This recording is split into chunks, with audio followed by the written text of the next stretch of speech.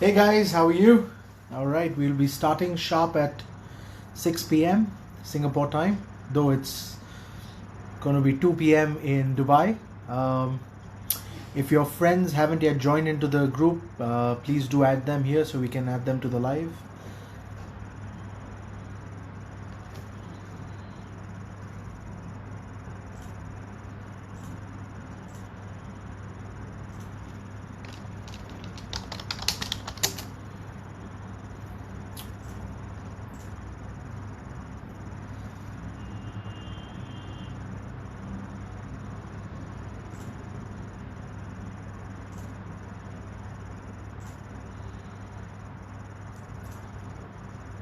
Perfect. Well, thank you for joining us here. I know it's been a tough time here with us as well. The Wuhan virus hasn't made life easy for anyone, and it's sad when you see people suffering right now. I guess we just got to take care of the few things that we can from our end. So it is my first time doing a live session, so we're going to have fun together today. The good news is that while we're doing the live, you can sit and do what you like. More importantly, we will be keeping the live video on this group for at least a week, so that in case you ever want to come back and review the notes or have review the conversation that we have today, don't worry about it. Second thing, if you do have questions, write them down. We will try and answer all those questions. I'm going to spend quite a bit of time to answer your questions.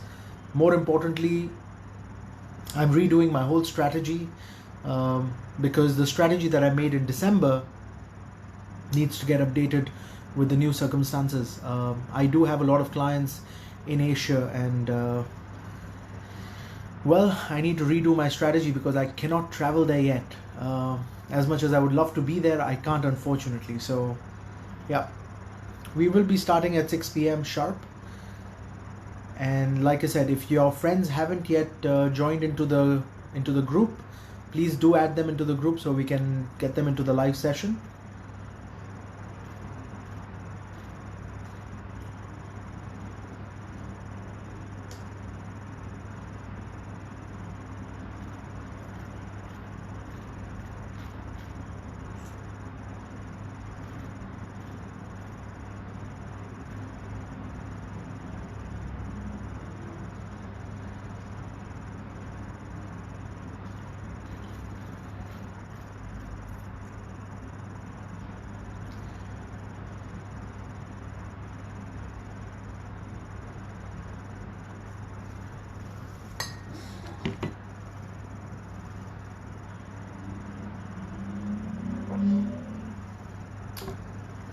Hey Chai, how are you? It's good to see you here. Hey Alicia, I'm glad you're here. Fantastic. All right. Like I said, we do have some time, so just making sure that the interesting thing is we're all going to have a very interesting 2020 because of what's happening around us, and I think we need to have a lot of fun doing this. Hey Cynthia, how are you? Hey Shalini. 2020 is going to be a remarkable year. I've been given the fact that so many of my trips have been cancelled with my clients. I get to redo a lot of thoughts into what I'm going to do going forward. So great.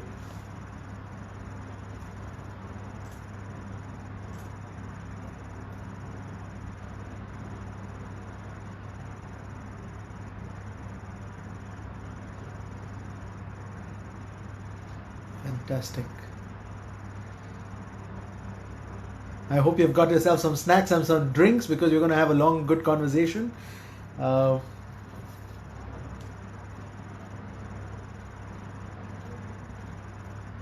It's great when you can spend time with everyone from the family in so many different countries.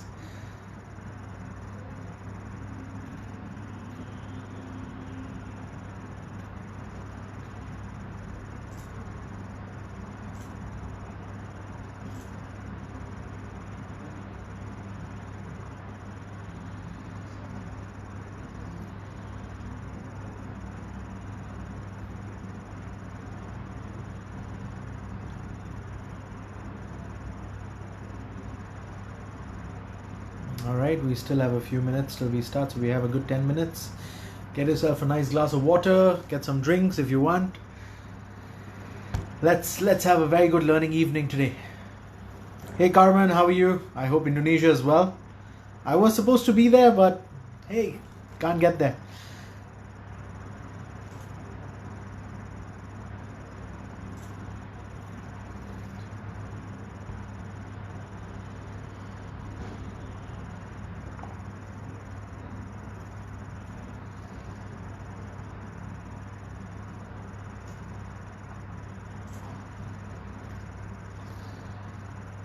Johnny, I am currently in Dubai.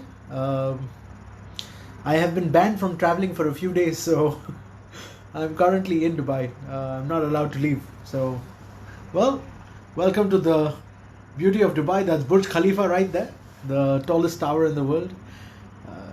It's home.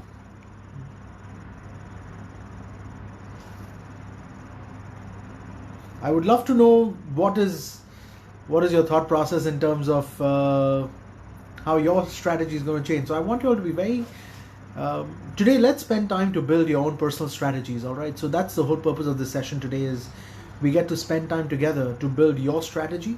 You get to learn from my strategy, and I will share that all with you guys today. Hey Yvonne, how are you? Good to see you here. Hey Sophia. Yes, Carmen, I understand. We've had to cancel all our tickets to everywhere. My whole team was traveling with me, and all of that is getting cancelled. So yeah, I do understand that. But I didn't want this session to not happen for two very specific reasons. One was prospecting is a very important part of our business, and if we don't get this correct, it will affect all the other aspects of our business. So this session was a very, very important session in my mind, and I've been getting a lot of questions on when am I going to hold a session like this for our team. So yes.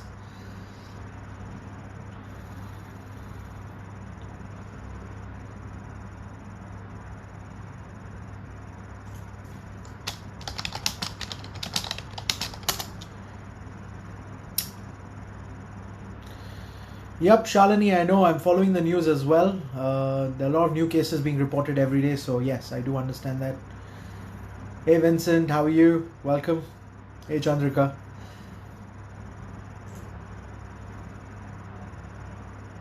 Oh wow, Ernie, how are you from Bali? Nice. Well, like I said, sometimes it's an advantage that we as a family get to spend time together. Today's session is specifically for all of us to move to the next level from here.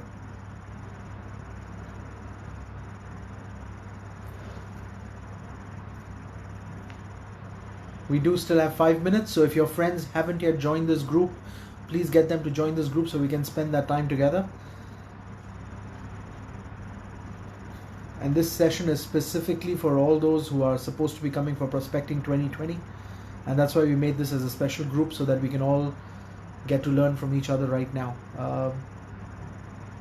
If your friends haven't joined the group, get them to join in.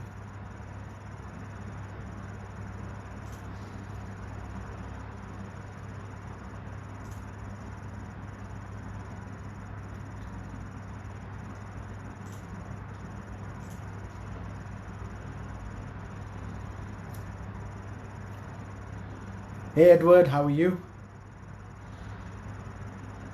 Hey Hannibal, how's the Philippines doing? Oh, I'm supposed to be there today. I would have landed today in the Philippines, but I guess that's what it is.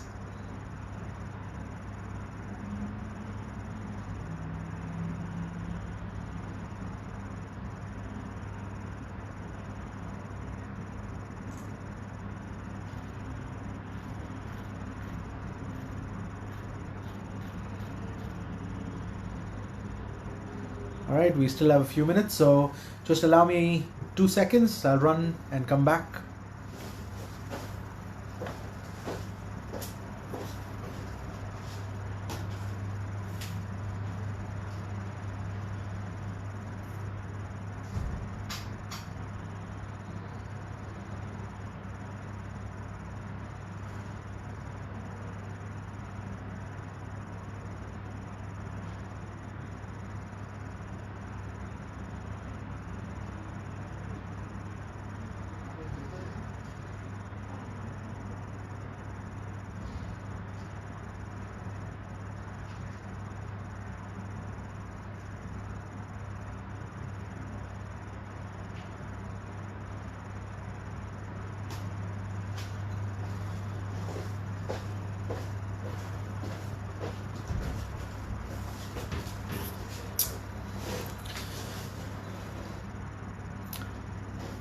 Hey Ryan, so good to see you.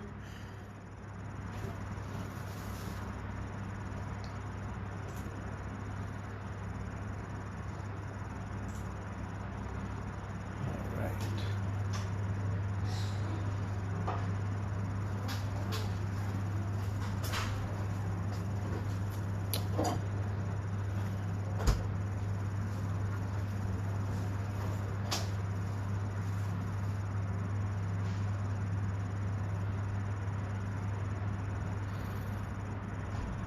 Miss Wong, yes, we will be trying to get a few things out of the way today because it is the start of the year, guys. We still have a good 10 plus months to go, so let's make maximum out of this session and maximum out of this year because we will be having challenges going forward, and all of us need to kind of get an idea on how to take this forward. So don't worry about it, and we'll take it from there. Today is a good day. It was raining yesterday in Dubai. For those of you who didn't know, it does rain in Dubai. Yesterday we did have a small drizzle.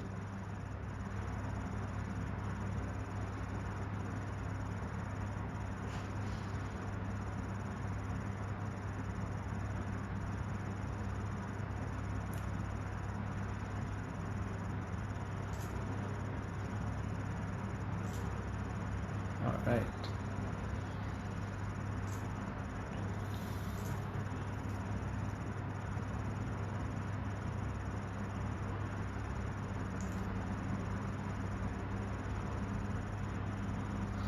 Yes, Ling, I know it's sad that we had to cancel all the events in Asia, um, but I'm glad about the fact that all of us are healthy right now, and I'm very sorry for those people who are actually not healthy.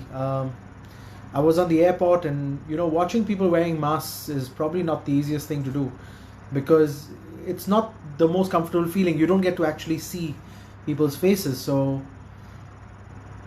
it's not going to be that easy going forward from here. So, well, that's part of it. All right.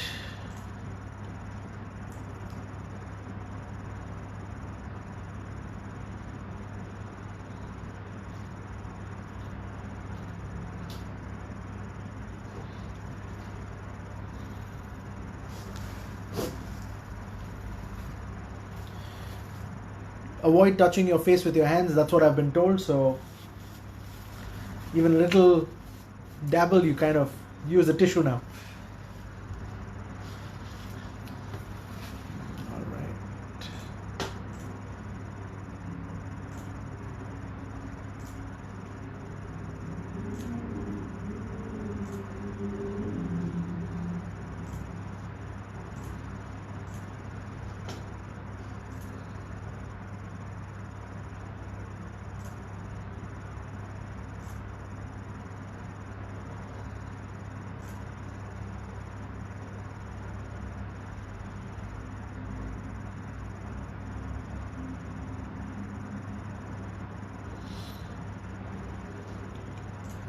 Like I said, if your friends haven't yet joined the group, please do ask them to join it, and that would allow them to be a part of today's live session.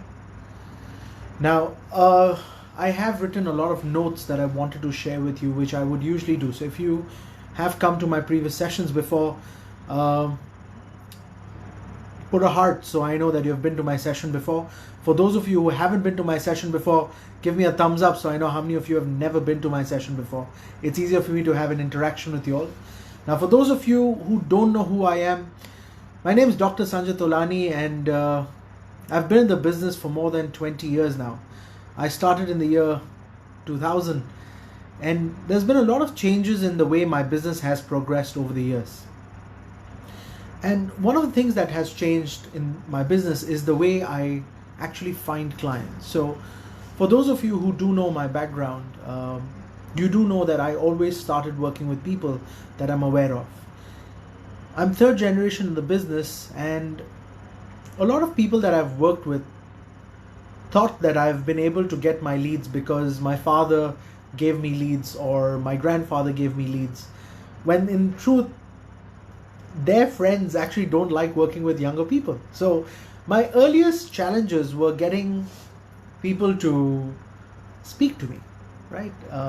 Pretty much similar to what all of us have.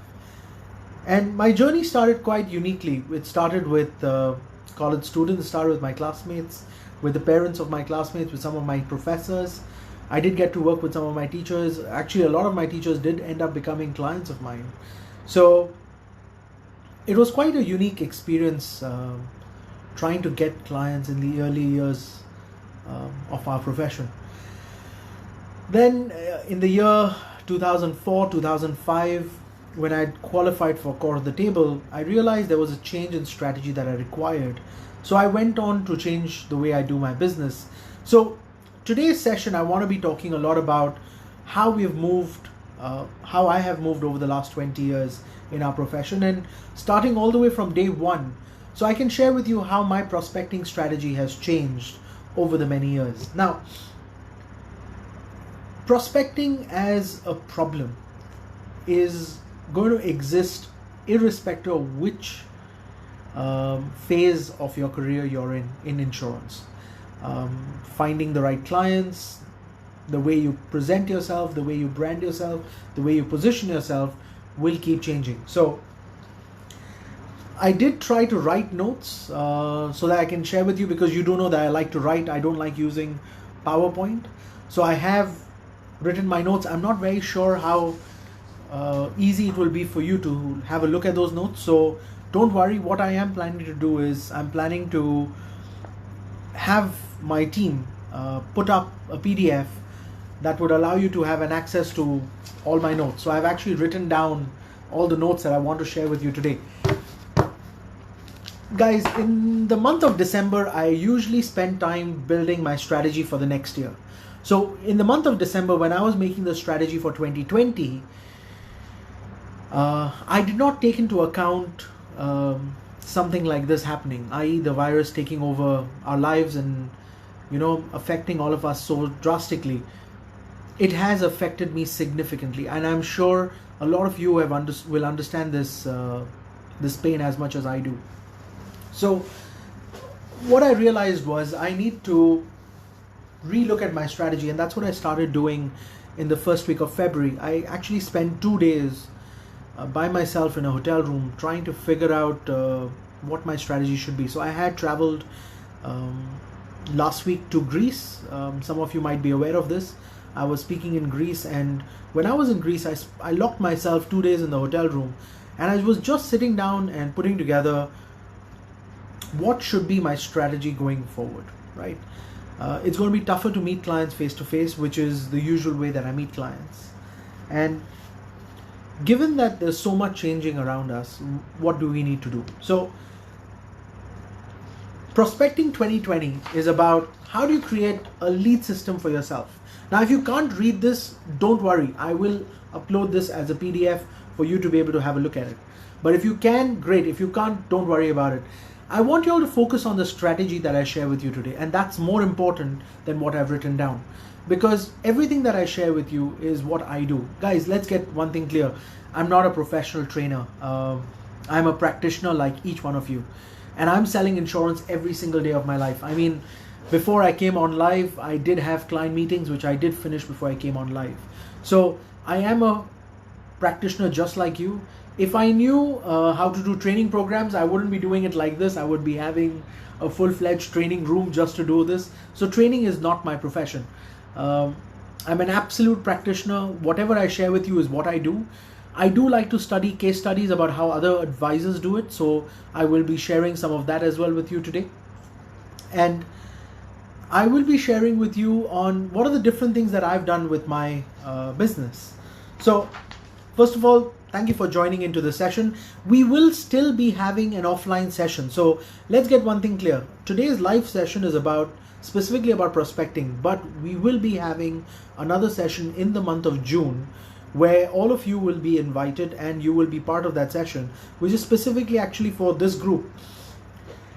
This session will specifically be about the entire sales cycle. We will retouch on prospecting because I will be sharing with you what I have done over these few months till we get to June. my prospecting strategy has changed from January to now. So what I was doing in January is not applicable to me in February, and that's why, if you realize, I did put up a post specifically on what you should be doing in the month of February 2020, because January and February are very different months in terms of the market situation that we have had. Don't worry about if you can't read it, don't worry at all. Whatever I share with you, I will be putting it up online. Plus, this video will be up for you to keep coming back to it in case you want to keep revising and understand which page, what I was speaking about. You will have access to all of that. Now, the other thing is we do have a separate session for the BCC members, which will be tomorrow. So my BCC family that is here already in this group, the big case closers, guys, we will be having a separate session tomorrow for you. But today's session is specifically on prospecting 2020. Like I said, Renee, if you can't read, don't worry. Now, in the June event, for the first time ever, I will be covering the entire sales process. So the sales process does not start with presentation. It actually starts with prospecting. So the sales process starts with prospecting. It goes through presentations, objections, closing, and then how do you maximize your sales and get recommendations, etc. But prospecting is actually step one. Now, the reason why I never covered this before, I think I've reached a phase in life where I don't have to really worry about prospecting. I do get recommended a lot of clients, and I'm in a position that I do keep getting a lot of recommendations on and on. I want you to reach that phase. Now, for you to reach that phase, there are 3 phases to get there.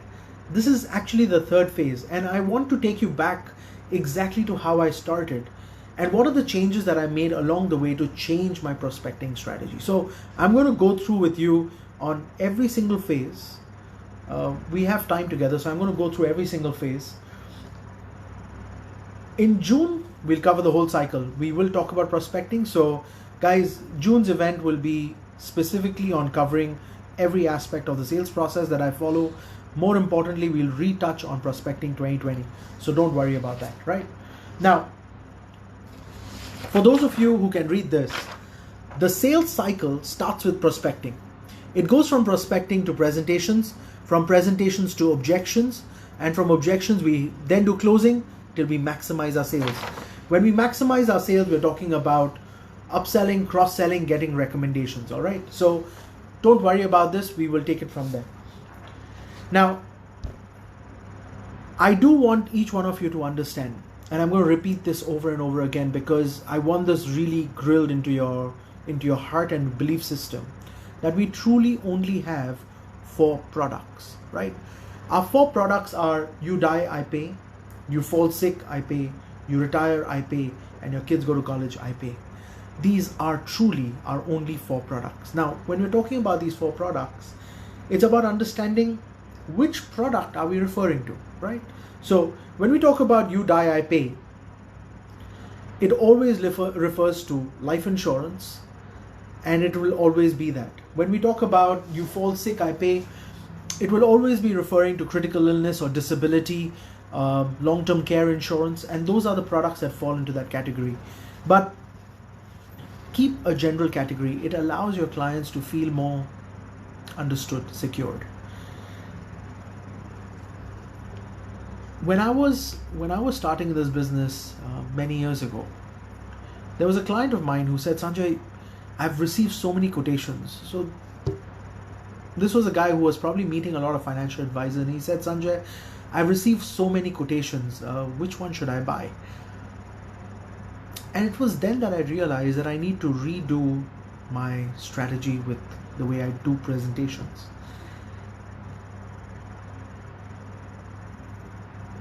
Don't worry about the pages, guys. If you can't see it, don't worry about it. Probably won't even use it going forward. I will just refer to these pages, so it's easy for you to be able to watch this video again with the PDF document.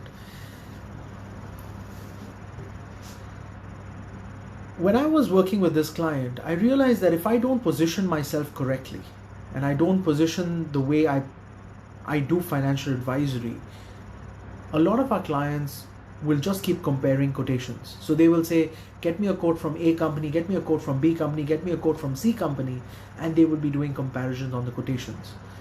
What I realized is quotations are not important.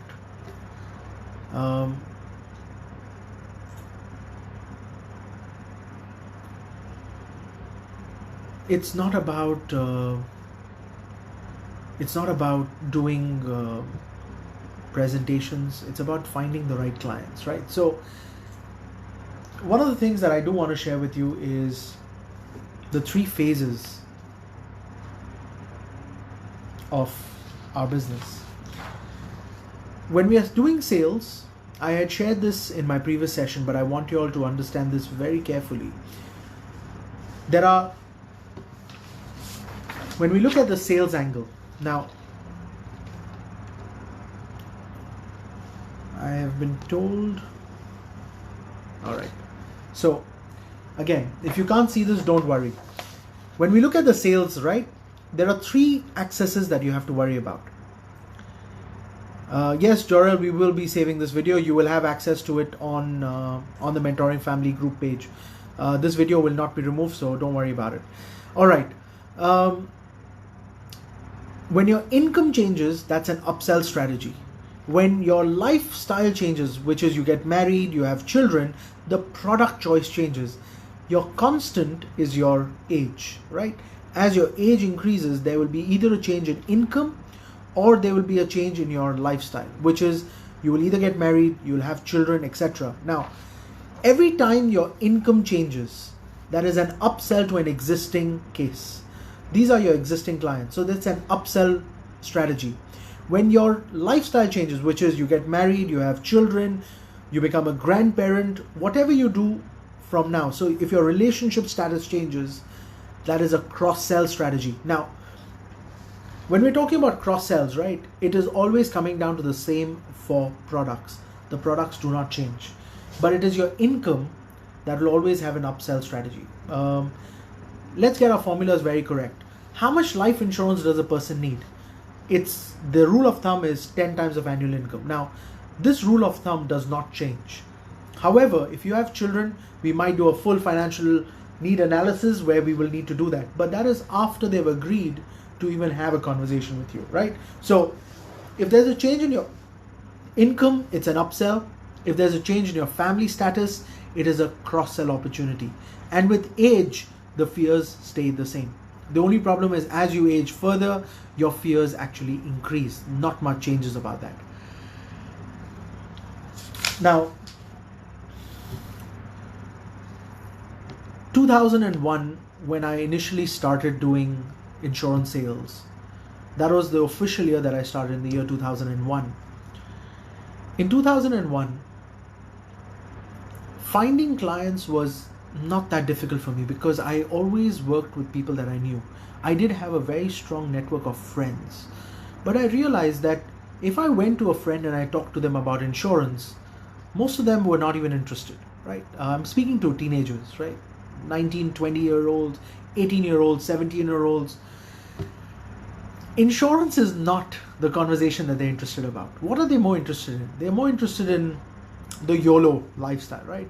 YOLO is not a new concept, guys. Let's get that clear. YOLO existed in the 60s. YOLO existed in the 70s. YOLO existed in the 80s. And you would have guys telling you YOLO back even then. So, when people say YOLO is something new, it's actually not true. If you go back to the 50s and the 60s, I have this conversation with my father, right? And they had the YOLO concept even when they were in their early 20s.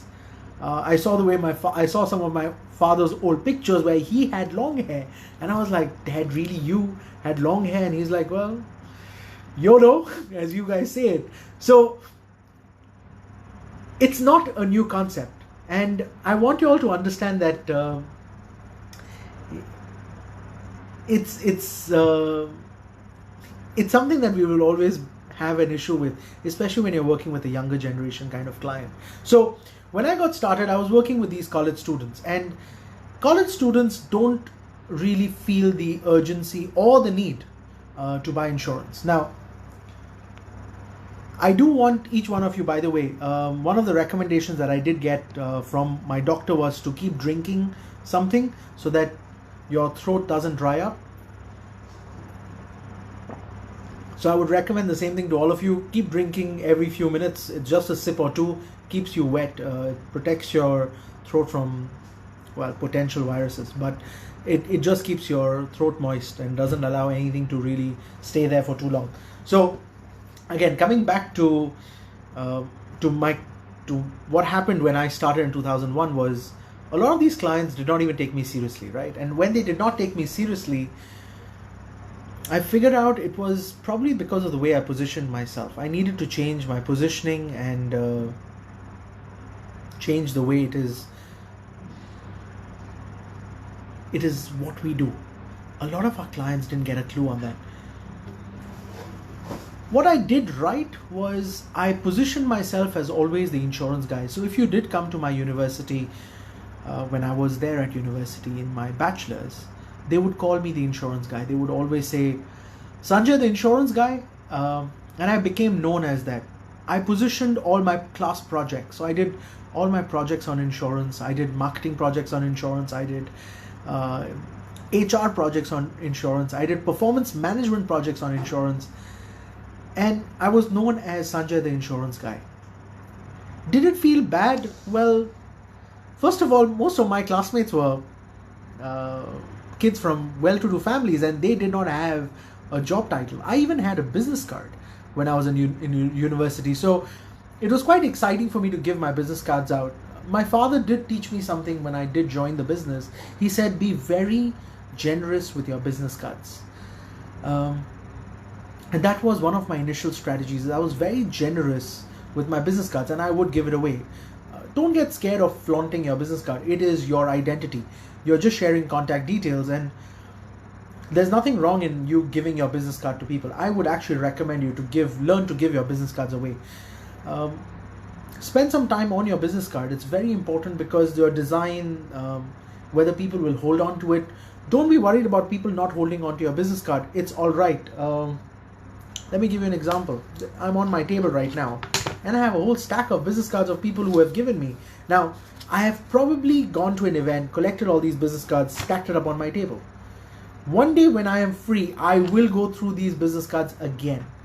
You want to become a familiar name that keeps coming up when they go through their business cards, because everyone is basically collecting business cards today, and they will get some free time one day.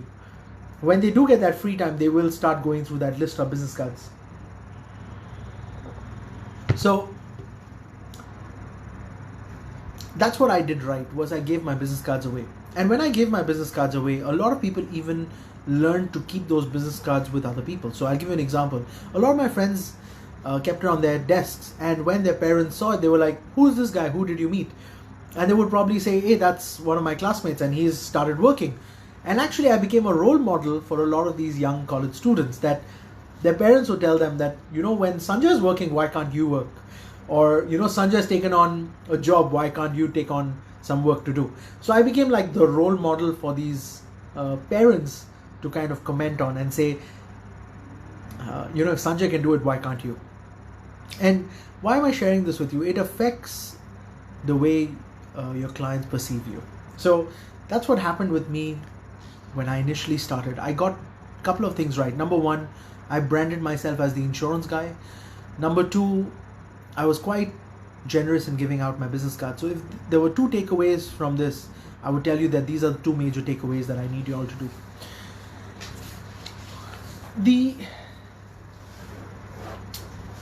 I want to clarify what is the meaning of prospecting, right? So prospecting for me personally is a process that you follow. And this process is gathering a methodology of, or what we call a database of clients. So when you join this business, one of the things that your agency manager, your training guy might have told you to do is write down 100 names of people you know. What they're trying to say is, do you have a database of people that you can speak to? The second thing that prospecting talks about is you having a system to communicate with this database. And once you have built a system, the next question is, what can you do to convert them from prospects to clients, right? So there are three parts to it. One is having a database of potential customers. The second thing is you having a system of communicating with these clients. And number three is your conversion. So if you realize prospecting is nothing but you going through the entire sales process in a very organized manner. Number one being putting your database together. Who are my most likely customers? Now I need you all to do this, is write down who do you like working with. I want you all to write this down because this is one of the most important parts of prospecting, is who you like working with. So I was working with one of my mentees and I asked, I was like, who are the type of clients you like working with? And she was like, well, I've generalized, I work with pretty much anybody and everybody. And I was like, what do people believe on that, right? In terms of how do you say you're a specialist with a particular group? Your branding becomes a general financial advisor. When you become a general financial advisor, that's a good way to start in the business, but it does not allow you to keep growing. So if you want to move to the next level, is getting this word speciality into it. I'm a specialist with, and that speciality comes by identifying who your clients are. So build a database of clients that you can start working with. That list of 100 cannot stay the way it is. A lot of people say, Sanjay, I have a lot of friends, but I don't know what to speak to them about. Well, that's why I said you've got three aspects to prospecting. Number one is having that list of friends or list of people that you can speak to. Number two is having a system of communication with them. And number three is find a way to convert them from potential prospects to clients. So once you've understood that, I need you to understand that there are three different types of clients or three different types of prospects that you have. And the three different types of prospects that you have are either cold, warm, or hot. Now, I was told that the closing ratio on cold, warm, and hot are very, very different. The cold, warm, and hot have a very different closing ratio. Guys, I do have a quick update for you. I've got the team to already upload the PDF that I'm going to run through with you today. So if you want, you can just quickly download it while you're watching this live. It's called Prospecting 2020 PDF. It's already in the group. So I've already put it up. We can go through this together and we will go through each part of it together. So you can already download it if you are already watching live. If you're watching this later, you can now download it. It's already in the group.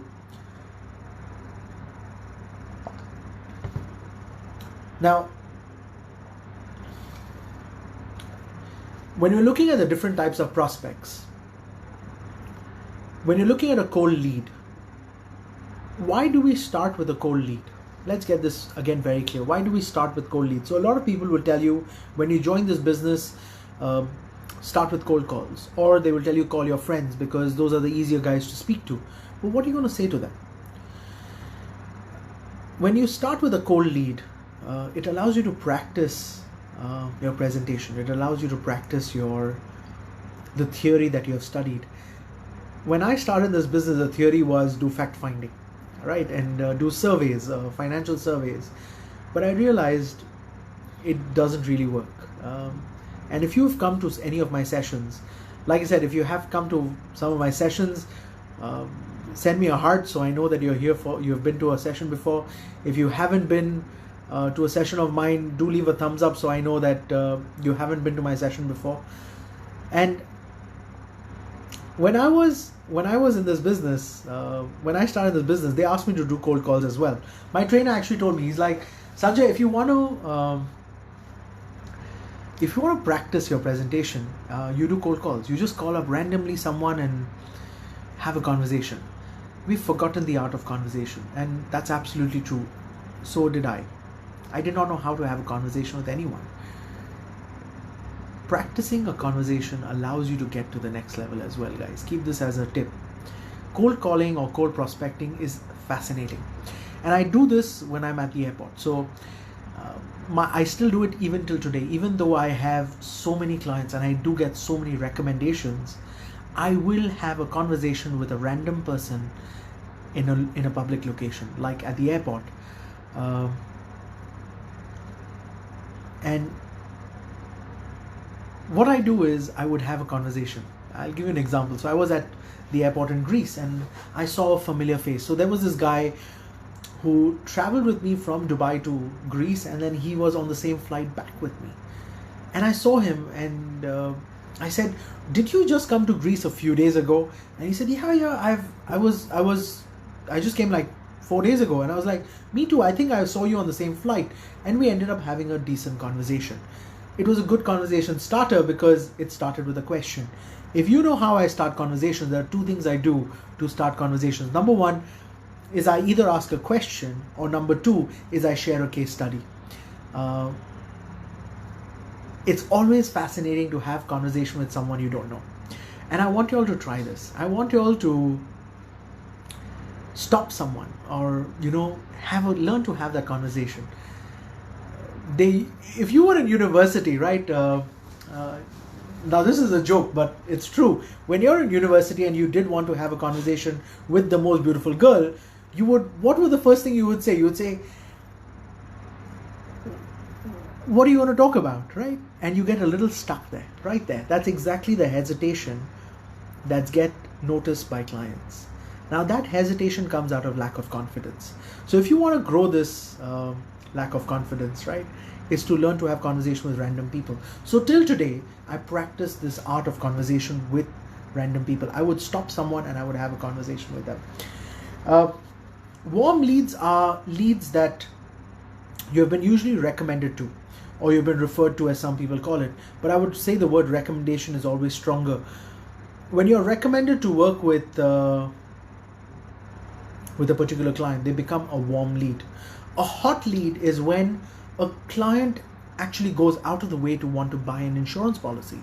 That is a hot lead. Now your closing ratio on a hot lead is almost 100%. Your closing ratio on warm leads is, I would say, about 60 to 70%. And your closing ratio on cold leads is about 20% if you're good at closing. But cold leads don't very often lead to large cases. So let's get that very clear. It's about the case size that you have. The quality of your lead will affect the quality of your case size. So there are different types of prospects. Now, let's talk about the three different types of prospecting, right? The cold prospecting, the warm prospecting, and the hot prospecting. Now, in cold prospecting, there is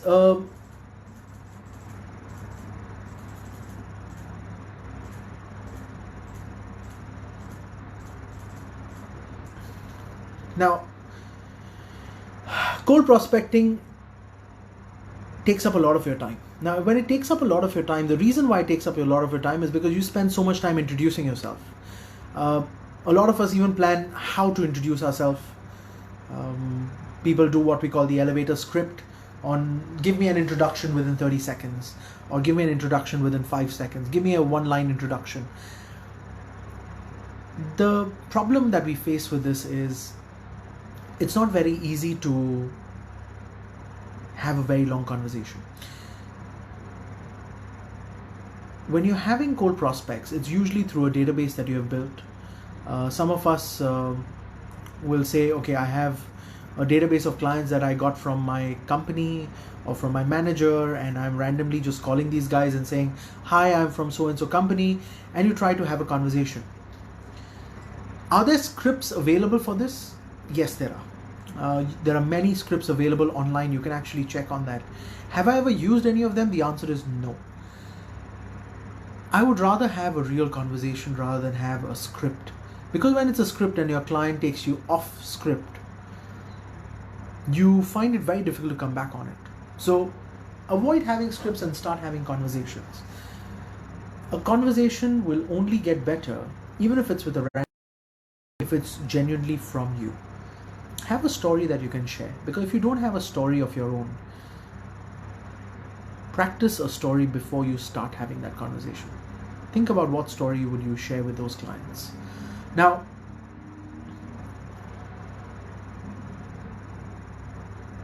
I've understood that the objective of some of these prospects, cold prospecting strategies, is you send them random messages about a product. It becomes very product centric. When you become product centric, I want to get this very clear, is when you start talking about a particular product, we have a special offer, you start removing the value of advice. Are people coming to you because you're an advisor or because you have access to a particular product? Now I want you to think about this. If a client calls you and tells you, my friend said I think this product is a good product for me to buy, how would you answer that question? So imagine this. You go to a client, or a client calls you and says, I was told by a friend that I need to buy this product. Go to a doctor and you tell exactly the same thing to a doctor. I went to one of my friends, he's taking this medicine, he said I should take this medicine. What do you think the doctor will do? First of all, the doctor will laugh. Really? So you're just going to randomly take medicine? It's exactly the same thing with you. When a client tells another client that they want to buy the same product, I actually laugh and I tell them, well, I'm glad your friends are telling you about this very good product, but I don't know if it's suitable for you. So before we know that, let's get one thing clear. What is the purpose of you buying this product? And that becomes a very important value to the advice that you give to your clients. Your clients now start valuing your advice rather than the product. Because if they don't value your advice, they will stop appreciating you being in their life. The promise that we give to our spouses is exactly the same promise that we give to our clients, till death do us part. And if it is based on a product, there is no long-term relationship there. Everyone says in this business is about building the right relationships. Well, that's absolutely true. So if I want to have the right relationships, they need to appreciate the advice that I give them. And that's why it's so important that we give the right advice rather than focus on the product. So don't just randomly talk about products. Don't randomly send messages about products. I do see people putting up special offers on their social media, or they would, in the olden times, I'll tell you how it was done. So guys, let's get one thing very clear. You do offline or online strategy. We're going to talk about every single part of the strategy. There's no difference between an offline strategy and online strategy.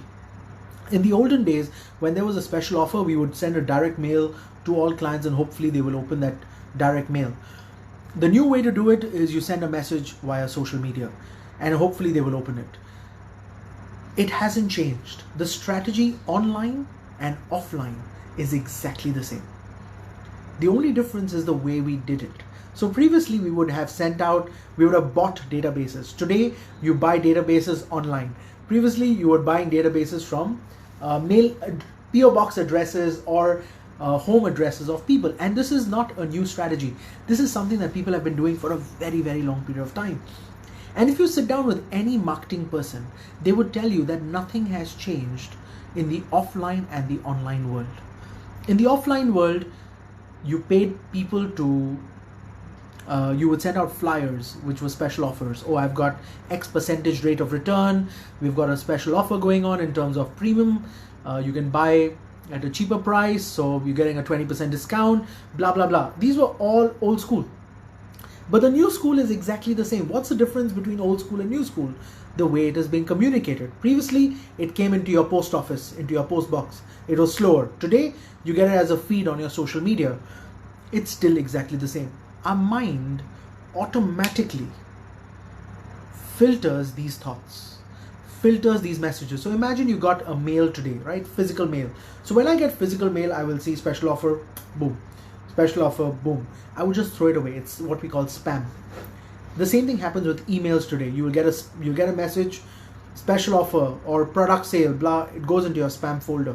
The same thing happens on your social media today.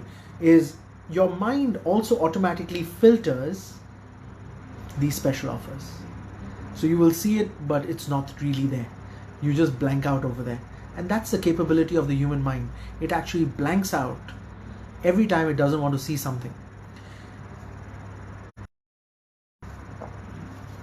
Have you ever realized you've kept something in front of you and all of a sudden you can't find it because even though it's right in front of you? It's what we call selective visual communication. Your mind has a selective choice on how they communicate. So I do want to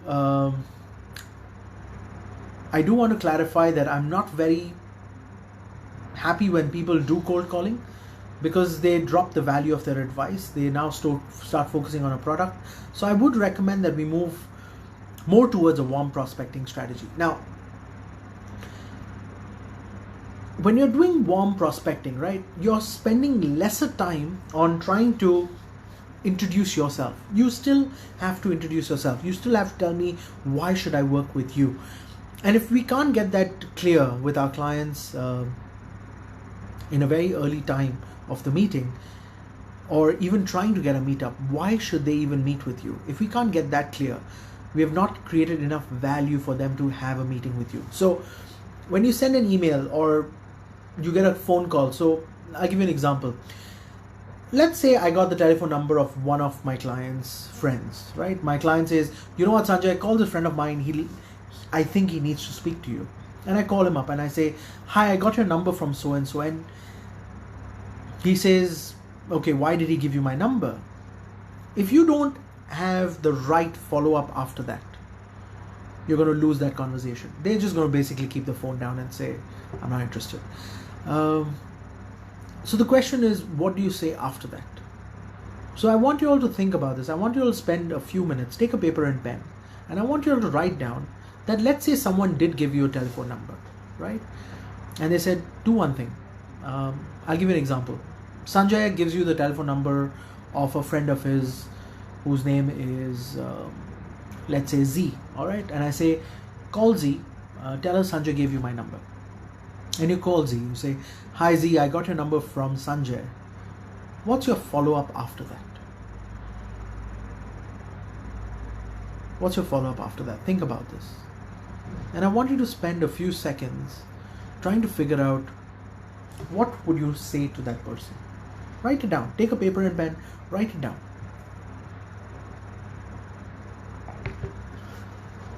I'm trying to keep drinking something warm. It's supposedly good for my throat. And guys, I would recommend the same thing to all of you as well. Virus is spreading fast. It is not getting better right now. So I do need you all to take care of yourselves. That's very, very important.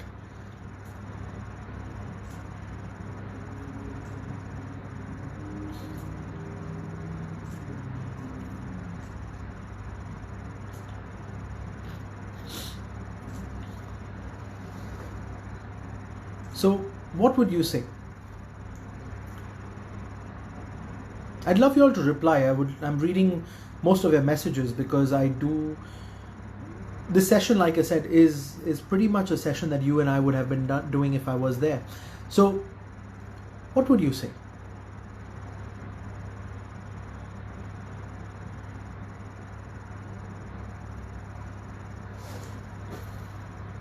So some of you are saying, I would like to show you what I do.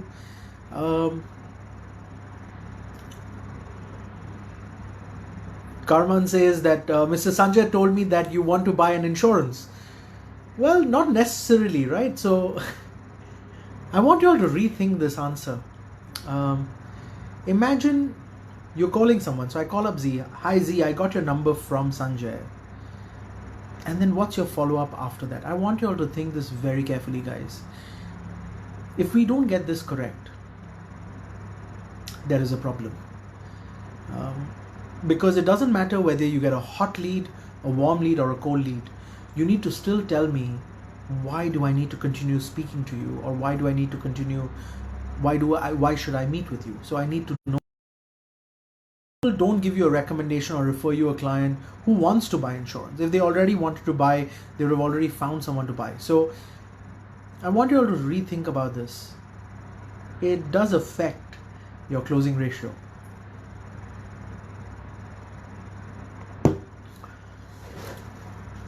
Just introduce ourselves first. What do you want to say? Hi, my name is Sanjay Tolani. I got your number from Z. And Z told me that you're someone I should speak to. About what? Well, I want to talk about how I could assist you with or help you with some of financial planning. Sanjay asked me to call you. Is there anything I can do to help you with your insurance planning for you or your family? A lot of people don't like to use the word help. So I'm going to show you, these are words that you need to change. The word help needs to be removed. Then some of you are saying, hi, I'm so-and-so from XYZ company. I got your contact from your friend. Can we meet in person so I can explain further on life insurance? When are you available? Too pushy. A lot of people will just say, not interested, boom. Can we discuss on your current needs so we can move forward in assessing the best solution for you? I want you to rethink about this. Most people don't even have current needs, so I want you all to rethink about this. I just helped Sanjay to achieve his financial goals in the short period. That's why he wanted me to speak to you. Well, probably he has financial goals. I don't. You've still not told me why. I would first do fact finding more about this person to know what he needs. High number of people work, so I will ask them if their income is important to them first. Alright, so you want to do fact finding on this person? Well, that's something you should have done when Sanjay gave you that contact, right? Sanjay, what does Z do? Can you tell me a little bit more about Z? That's something that you should have done with Sanjay, not with Z, right?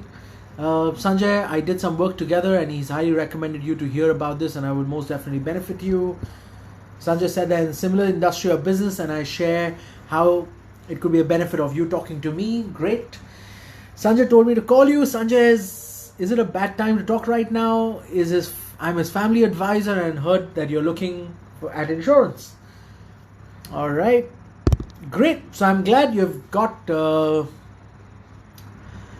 Can I meet with you and explain on your income protection? All right, guys.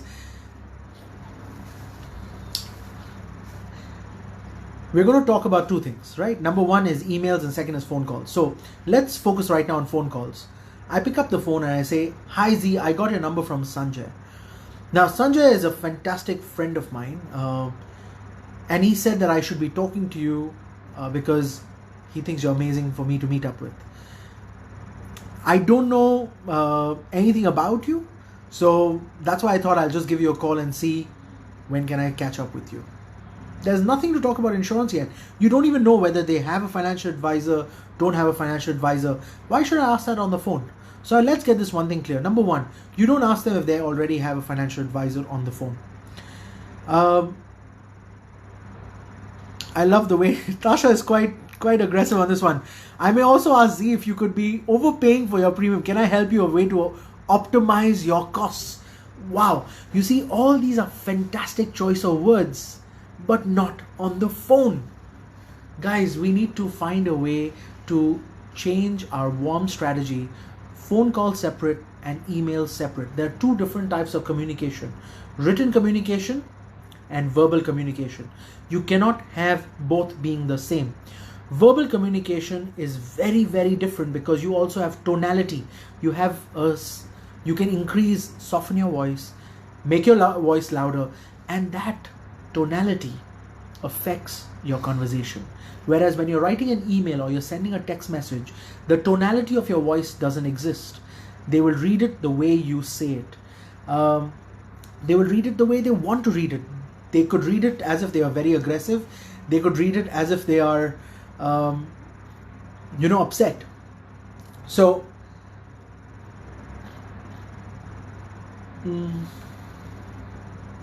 all right.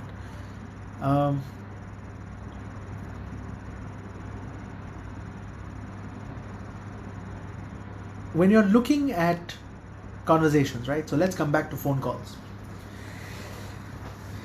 With phone calls,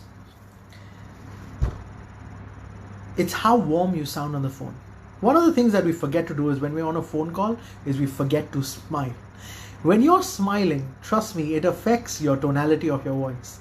Learn to smile when you're speaking to someone, even if you have to look at the mirror and talk. All right, you need to learn to smile. You can't be talking with a straight face. Because when you smile, it actually goes through the phone to the other person. Hi, I got your number from Sanjay, and Sanjay told me you are an amazing person for me to meet or speak to. Sanjay told me that I need to have a conversation with you, but I don't know about what. He just told me I should sit with you. It's a fantastic guy, and I need to sit down with you. I know you're a very busy person, so just as busy you are, we all have our own calendars. I thought, why don't I ask you directly on the phone when is a good time to catch up? Or I could send you an email invitation and we could have a calendar invite shared. So there are many ways for you to position this phone call. But remember one thing, it is about the tonality of your voice. The way you say it will affect your closing ratio of getting a meeting. Prospecting is also a sales process itself. You have to tell me why I should meet with you. They will give you objections on why they shouldn't meet with you, and you have to learn to close. If you can't close your prospecting session, you don't get a meeting. You don't get a meeting, you don't even get to presentation, right? So prospecting by itself is also a sales process. Presentation, so start with a presentation, start with a story. Start with why, and then get to how and when. All right. Now, when it comes to emailing, right? So you send an email to a warm prospect. Let's say again the same thing. Sanjay has given you email address of Z, and you write an email saying, "Hi Z, I got your email address from Sanjay, and he thought we and I should catch up." What would you write in that email? Because remember, there's no tonality now. So when someone asks you what kind of business you're in, what is this about? What kind of business are we in, guys? We are in the business of life coaching. We're in the business of, well, I'm not meeting you for business first. I'm meeting you to see if I can even be a friend of yours or not. And if I can't, I can't work with you. So it's about, can I even work with you first? When you're working with someone who's warm, first identify if this is the person you actually want as a client. And that should be the only purpose of meeting a warm prospect, not selling, but identifying, is this the person you would really want to work with? If this is not the right person that you want to work with, stays as a warm prospect and nothing else, never gets converted into a client. So if you do want to work with this particular client, first identify, is this the right person that you want to work with?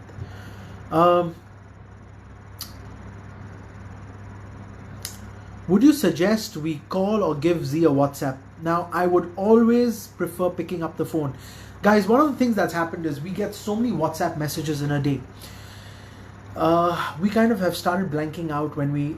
Have you realized there's some WhatsApp messages you've forgotten to reply because you just get so many? That's what's happening with instant messaging. We are getting so many WhatsApp messages a day that we've actually forgotten to reply to some of them, or we reply to them after a day or two because we've just had so many more important things to worry about. I want you all to get in the habit of learning to pick up the phone.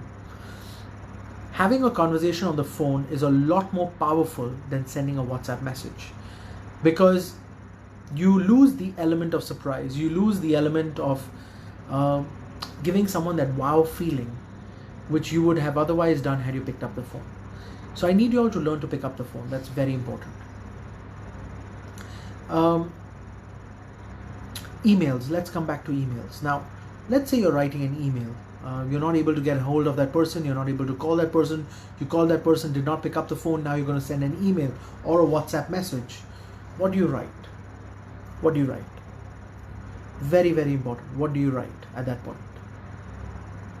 Hi, how are you? If the person insists that please be specific about what you want to meet, tell them actually there's no reason. There is no specificity to our meeting. It is, Sanjay told me that you're someone I should meet. There was no purpose. It was just because I wanted to catch up with you. That's the only reason. There is no specific reason for me to meet you. I want you all to be very clear. A warm prospect does not mean that that is a person you want to work with. I want to get that very clear to all of you. Just because someone has recommended you to meet someone doesn't mean you have to work with them. Let's get that very clear. If you like that person and that person likes you, you can work together. But if you don't like each other, that person doesn't like you, or you don't like that person, you don't have to work with them. We have to learn to be happy in this business. If you're not happy about meeting your clients, these are clients that you don't get excited about meeting. Guys, don't have them as your clients. Absolutely not. You will regret that 5 years in the future, 2 years in the future. You're not getting into this business for 1 year. You're going to be in this business for a very long period of time. Please understand that. Do we reveal that we are selling insurance? Absolutely not. First of all, it's only a prospect. You're not talking about insurance. You're just checking, are these the people you want to work with? You could be selling handbags. You could be selling shoes. It doesn't matter what you're selling. All of us are selling something at some point, right? It is not about that. The question is, can I even work with you? Do I like you enough for me to be able to spend the next 20, 30, 40 minutes talking about something with you? And that's what I need you all to understand, that it's not about the product. Let's get that very clear. Now, coming back to email. So it's very important that we get this, the email aspect to it. Why is email important? Now,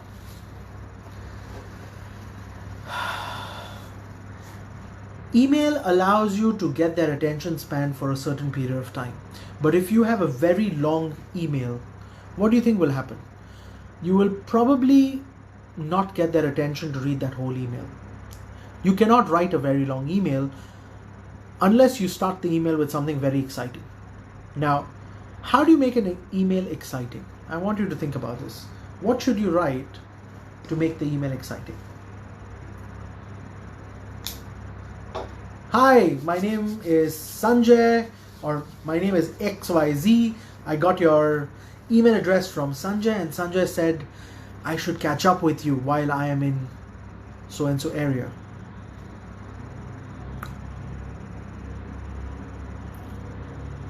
Can we keep it that simple?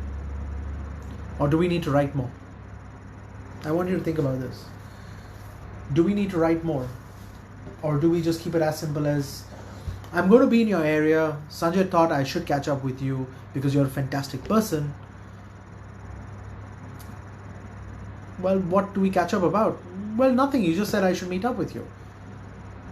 That makes a lot more sense than you giving a full brief about who you are, what do you do.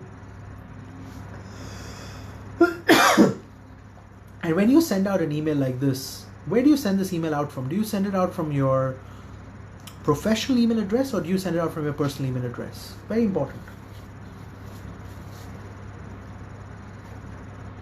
Very important. I do use my personal email a lot more than my professional email.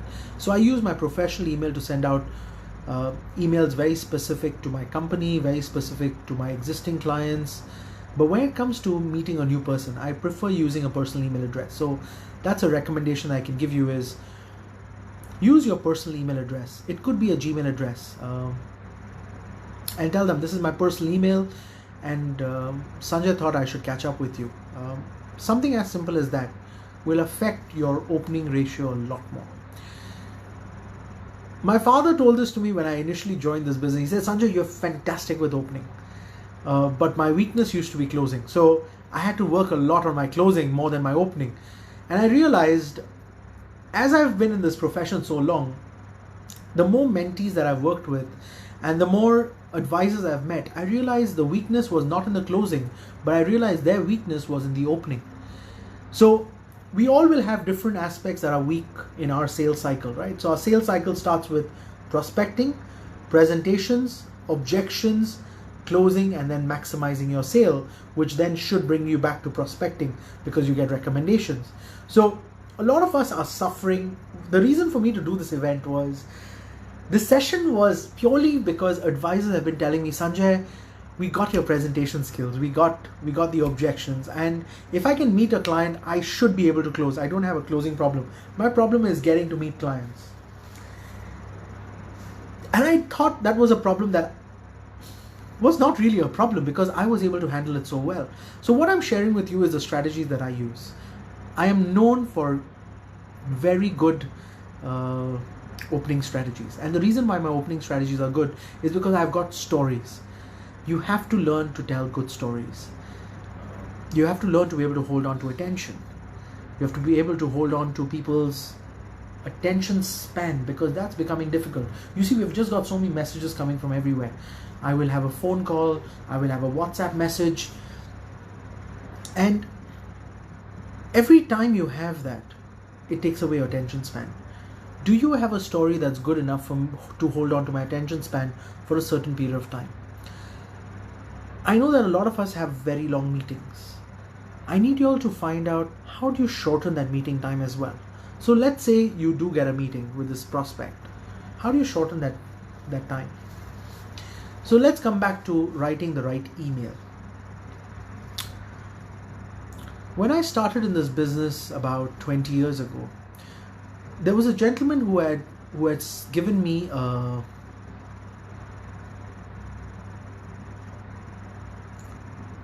a script of an email. This was very good for using with cold prospects, according to him. In the next 15 seconds, so this is how we would start the email. In the next 15 seconds, I will share with you something that will change your life. Good start for cold prospecting. Writing good emails and writing good messages will affect your opening. But when we're talking about warm emails, keeping it very short, very to the point, will allow you to become better. Now, Ira has asked, what if the prospect checks your Facebook profile and finds out that you're a financial advisor? He will then have an idea of why you want to meet them. Trust me, no one does that. Very rarely do people go out of the way to check who you are. When you keep them as your focus point, saying, I have been told to meet you because you are very exciting to meet, they are more interested in finding out what have you heard from Sanjay about them. So they are not more interested about you, they are interested in finding out, what did Sanjay say about me that you think I'm so interesting? So that's what it actually becomes, is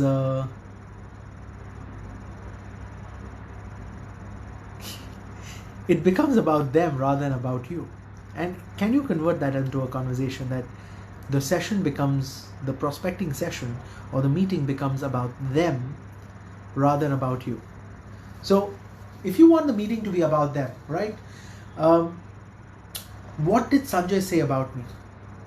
So what would you say? So let's say they ask you this question back, saying, you're on the phone with them and you say, hi, Sanjay told me, Z, you're a fantastic person to meet, and I thought, you know what, I want to catch up with you. Oh really?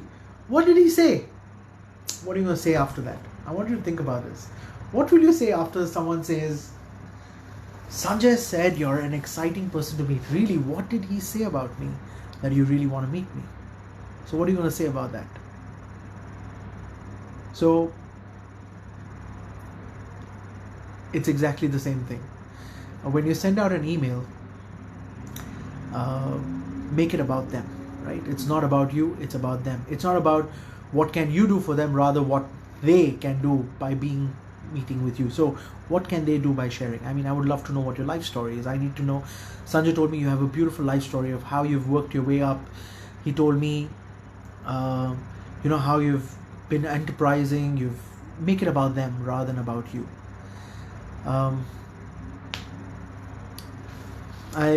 Let me read this out. So I met with Sanjay and he said what I shared changed his life. So he recommended I should meet you to share with you what I did with him. Again, Michael, it's not about what you do. It's about what they do. So make this conversation about them. It's very, very important.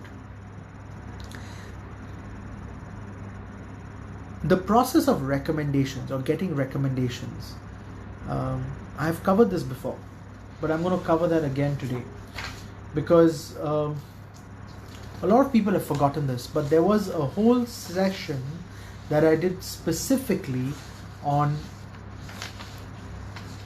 how to get recommendations. So we're going to go through this exercise as we go forward. Let's talk about hot prospecting. If you have the PDF, this is on page number 13. Hot prospecting is usually converting them directly into clients. So your clients would have probably done the sale for you. So whenever you're meeting with hot prospects, the sale is already usually done. And you're basically just going in to check if the advice that your client gave to your so-called prospect is correct or not. So you're just making sure that the product is appropriate. You're making sure that the advice you're giving them is appropriate. And that's pretty much what you have to be focused on. So there's very little that you have to do in terms of selling at that point. So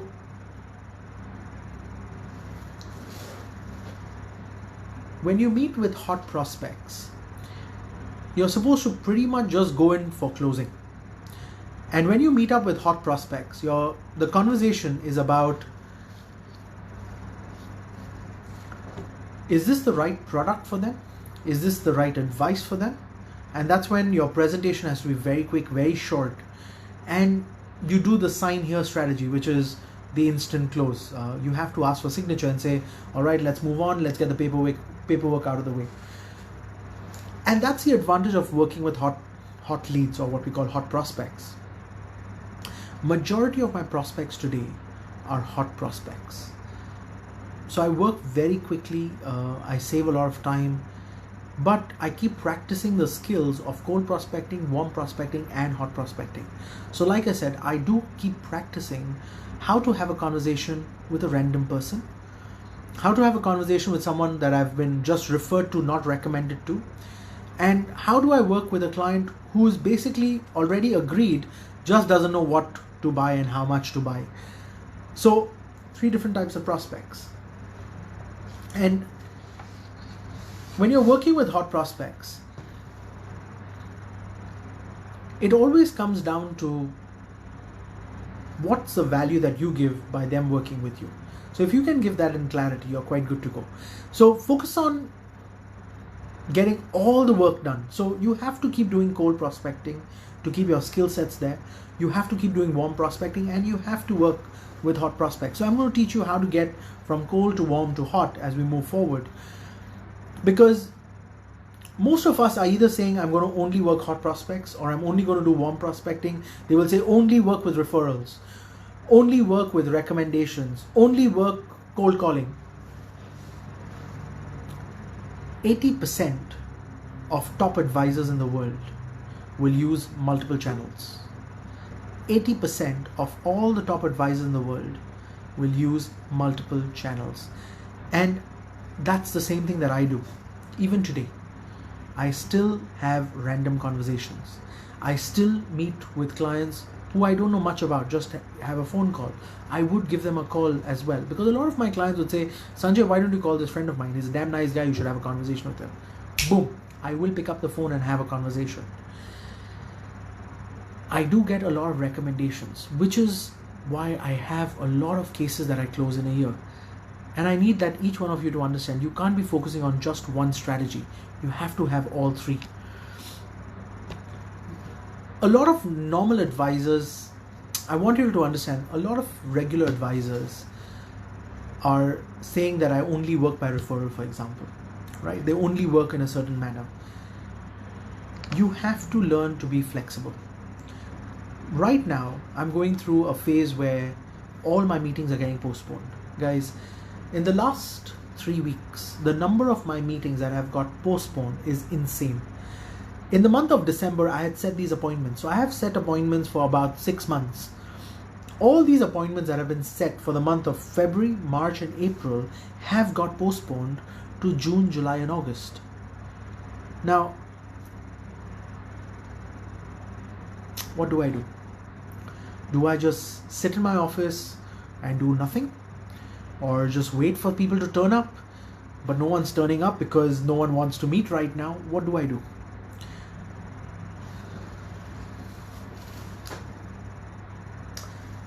How many of you have had appointments getting cancelled over the last 2 weeks? Can you just send me a note? So I want to know this. How many of you have had appointment cancellations in the last 2 weeks? Just send me that note. I want to read up on this because right now I feel alone, that I'm the only guy whose appointments are being cancelled. And I'm sure I'm not alone, because every time I've felt alone, I've had people tell me, Sanjay, you're not alone. That's one thing that happens, is we always somehow say it's only happening to me. And I want you all to know this. Yeah, just write me so I know it's not just me. Because I thought it's just me, right? And when appointments cancel, they're very, they cancel it for such nice reasons, saying, you know what, Sanjay, we'll just postpone it. We can't catch up this week. Let's do it. Yeah, you're not alone. Same here. Thanks, Martin. I'm glad I'm not alone. Isn't it fascinating that all of us are facing the same problem, and all of us are facing it at exactly the same time? So guys, you're not alone. My clients have also postponed appointments. And when your clients get postponed appointments, what do? All of a sudden, you have so much free time that you actually don't know what to do, correct? So I want you all to do this. I want you to sit down today, and I want you all to think of all the people that you have not been able to get in touch with. So a lot of people read my message when it was my birthday last month. And there was a message that I wrote in my birthday message that's saying that if you want to give me a birthday present, do this for yourself, is call someone who you haven't called in a long time and just tell them, I called to tell you because I was just thinking about you and I hope everything's okay. I want us to do that. So I want you all to do exactly that.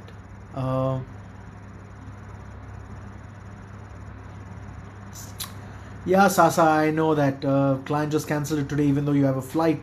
You were actually flying to meet this client, right? I know. That happened to me a few years ago. There was no virus then, but I did fly to meet with a client in a particular country, and the client told me just when I was at the airport saying, Sanjay, something very urgent has happened, and I'm sorry, I know you're flying just to meet with me, but I can't see you. So that has happened to me. So you have so much time. Now, Earl is saying, maximize my free time and look for another opportunity. So I want you to ask this, what other opportunity do you have? Your clients, your prospects are cancelling appointments, your prospects are postponing appointments. And these could be existing clients, this could be appointments that you have fixed many years ago, many months ago, or many days ago, and all of a sudden you don't have access to these clients. What do I do?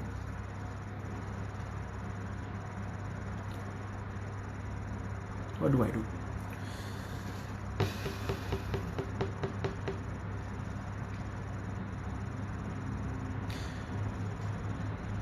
So this is what I've been doing for the last few days, right?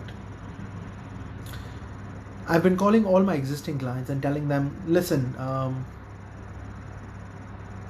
if you have cancelled your travel plans,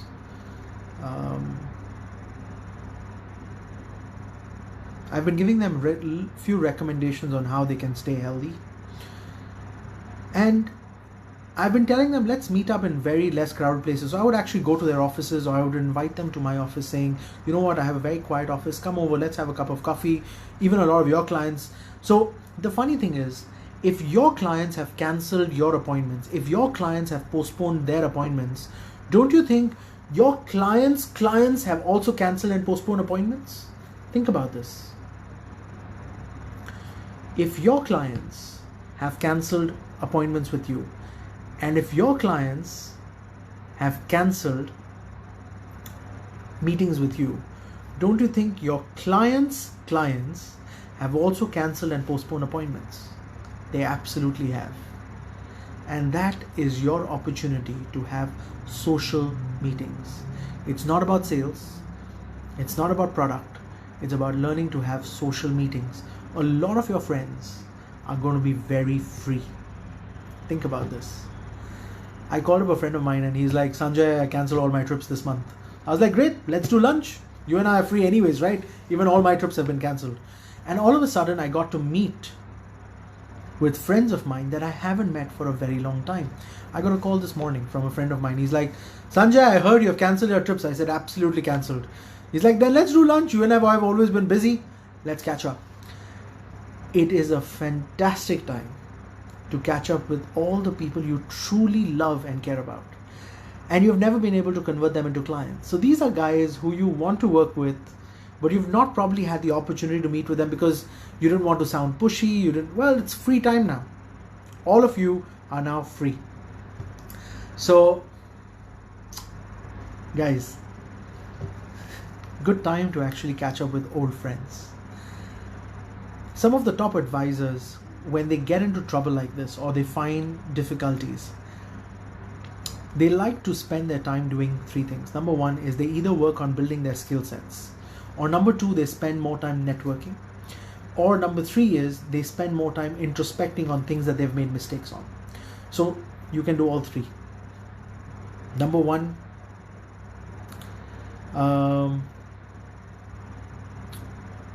get a skill set, learn something new. Number two, rekindle old relationships. People that you haven't met in a long time, some of your smaller clients who you were not able to pay attention to, it's a good time to have a conversation with them. Help them network with other people so help your clients get other clients. Do that as well. So that's something that I've started working on, is helping some of my existing clients get new clients, because everyone needs clients. Every business today is suffering. It's not just us. Let's get that clear. Economics is circular, which means if one part of of the economy is getting affected, it affects all the other parts of the economy. There was a time when in investments we used to say invest in non-correlated assets, which means if one went up, the other one went down. If one went up, the other one went down. That was non-correlated. So they're exactly opposite. Or today, we all are correlated. If something is happening in one part of the world, it will affect you in another part of the world. So it's happening everywhere. We live in a very global environment. So that's the difference about how normal advisors work and top advisors work. A top advisor goes out of the way to show the value of a relationship. A top advisor goes out of the way to have different types of prospects. They will work with cold, warm, and hot. Now, I want you all to write this down. What's your prospecting strategy? What is the prospecting strategy that you have thought about? This session is a session for all of us to learn. So if you have a prospecting strategy, I want you to write this down, because it will allow all of us to introspect. We will all get feedback from each other on if that strategy is the right strategy to use or not.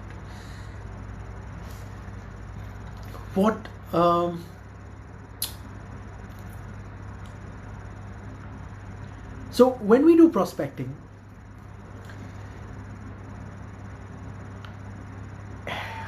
again, I'm going to take you back to right in the beginning. So when I started prospecting, right, my first thing that my trainer made me do was he made me write down the list of 100.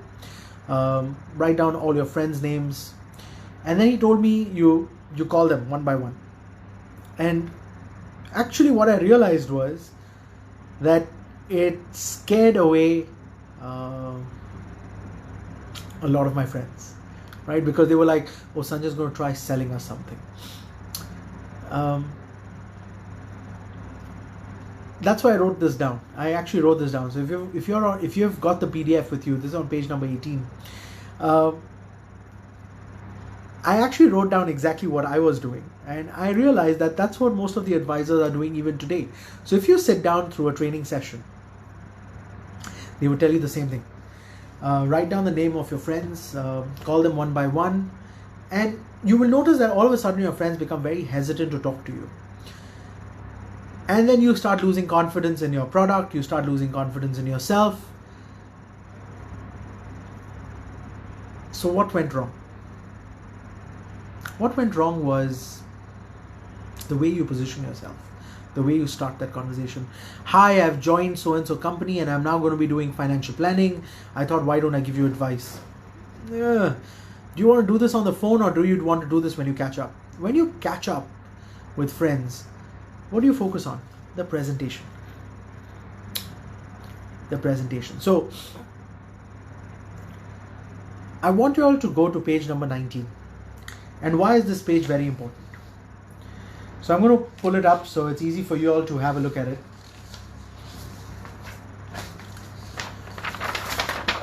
Page number 19, all right? You can actually download the PDF, so the PDF will be easy for you to look at.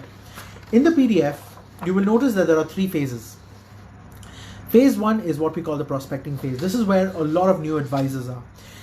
They reach a point where they're still trying to find out who they like to work with.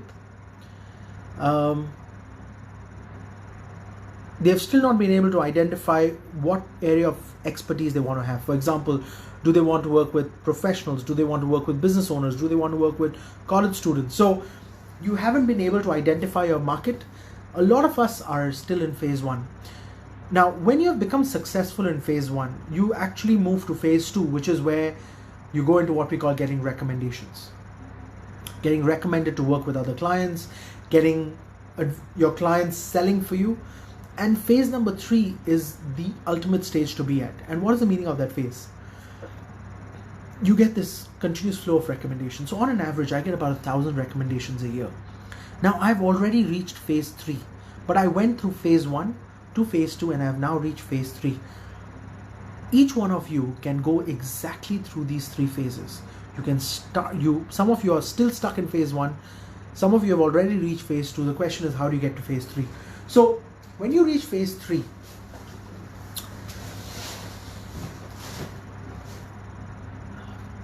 I didn't do this session for many years. And the reason why I didn't do it is because I'm already at phase 3. But I realized I got a lot of messages from the family saying, Sanjay, I don't know how to get clients. You're telling me focus on activity. So if you have come to any of my sessions, you would have heard me say this. Please focus on your activity. Build a strong activity base for yourself. But how do I build activity if I have no one to meet, Sanjay? And that was the answers that I got. And I was just thinking, okay, wait a second. Why can't they have activity? I mean, I don't even have time to breathe over here. I've got so many people to meet that I don't even have the time nor the energy to meet up with all these people. And here I've got people telling me, Sanjay, but I don't even have activity. I don't even know who to meet. So I realized most of us are in the prospecting of phase 1 stage where we don't even know how to ask recommendations or how to even do it. So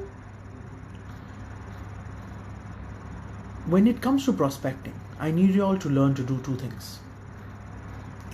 You need to do a combination of cold, warm, and hot.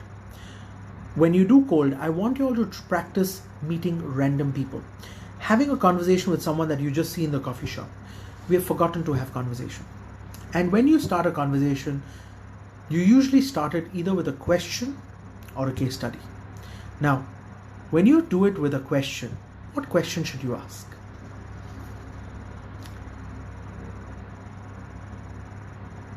How's your day?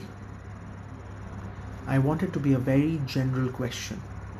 Because if you're asking a very specific question, which is very specific to them, it makes the conversation a little awkward. I want you to have very general conversations. Can you practice that? For you to be able to practice that, you need to start having stories.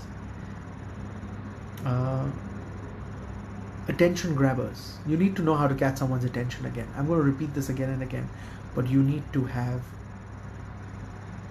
a way to get attention. You see, prospecting, for those of you who are focusing on the cold market, your quality of leads is very poor. Cold market, your closing ratio is absolutely low, and it takes very long. With warm and hot prospecting, it always works better, and that's the reason why I've already shifted to getting recommendations. Now, I want you to go to page number 21, and there's something I want you all to read. When I'm looking at the prospecting graph, right, it comes down to two parts. The relationship that you have with your client is based on two fundamental reasons. Number one is it's either based on the ability of you being a financial advisor, or second is the emotional connect that you have as a financial advisor with your clients. So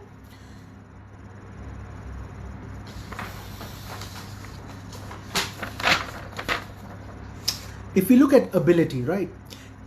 If you don't have the ability to be a good financial advisor, you don't have the experience, you don't have the qualification, and you don't even have a strong emotional connection with this client, it's what we call you're in the danger zone.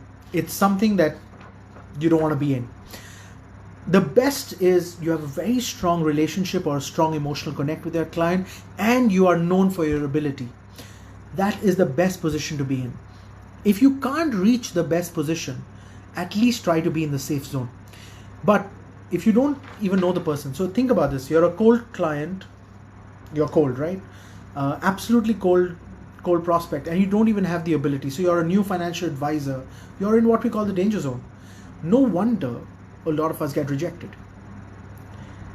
A lot of our clients who don't trust us, people who don't know you, will obviously not trust you. They don't like your character, any of that. You're already in the danger zone. So when you're talking about danger zone, right? Most of us, when we're working with cold prospects, are in the danger zone. The clients don't know what is our ability. So either you have a very strong ability. I have a lot of people who don't even know who I am, but they get recommended by clients of mine and say, Sanjay is probably the best financial advisor you can work with. And they would call me and say, Sanjay, I got your number from so-and-so, and they told me that you're fantastic at what you do. What do you do? And I said, well, depends on what I can do for you, and let's meet for me to find out whether I can even do it. So either you bank on your ability, or you bank on the fact that you have a very strong relationship. Do you realize a lot of top advisors who you feel don't have the ability to be a good advisor are still closing big cases, and you will say, well, they're closing it because of the relationship. That's absolutely true. It does happen. You will see a lot of people getting their COT or TOT even based purely on relationship, even though they might not have the best of abilities to being a financial advisor, because they are in what we call the safe zone. If you want to be in the best zone, I need you all to focus on two things. Number one is learning and having the art of building a very strong emotional connect with your clients. And number two is building your ability to becoming one of the best in the profession. So how many of you feel that you lack ability? And be honest, there's no client watching this video. This is just all of us, right? This is our profession. We're all talking right now. How many of you feel you need to work on your ability? Just type me. So we keep it simple that nobody knows that way what you're talking about. Just type me. I wish I could work a little bit more on my ability. Just type me. I would love to know this.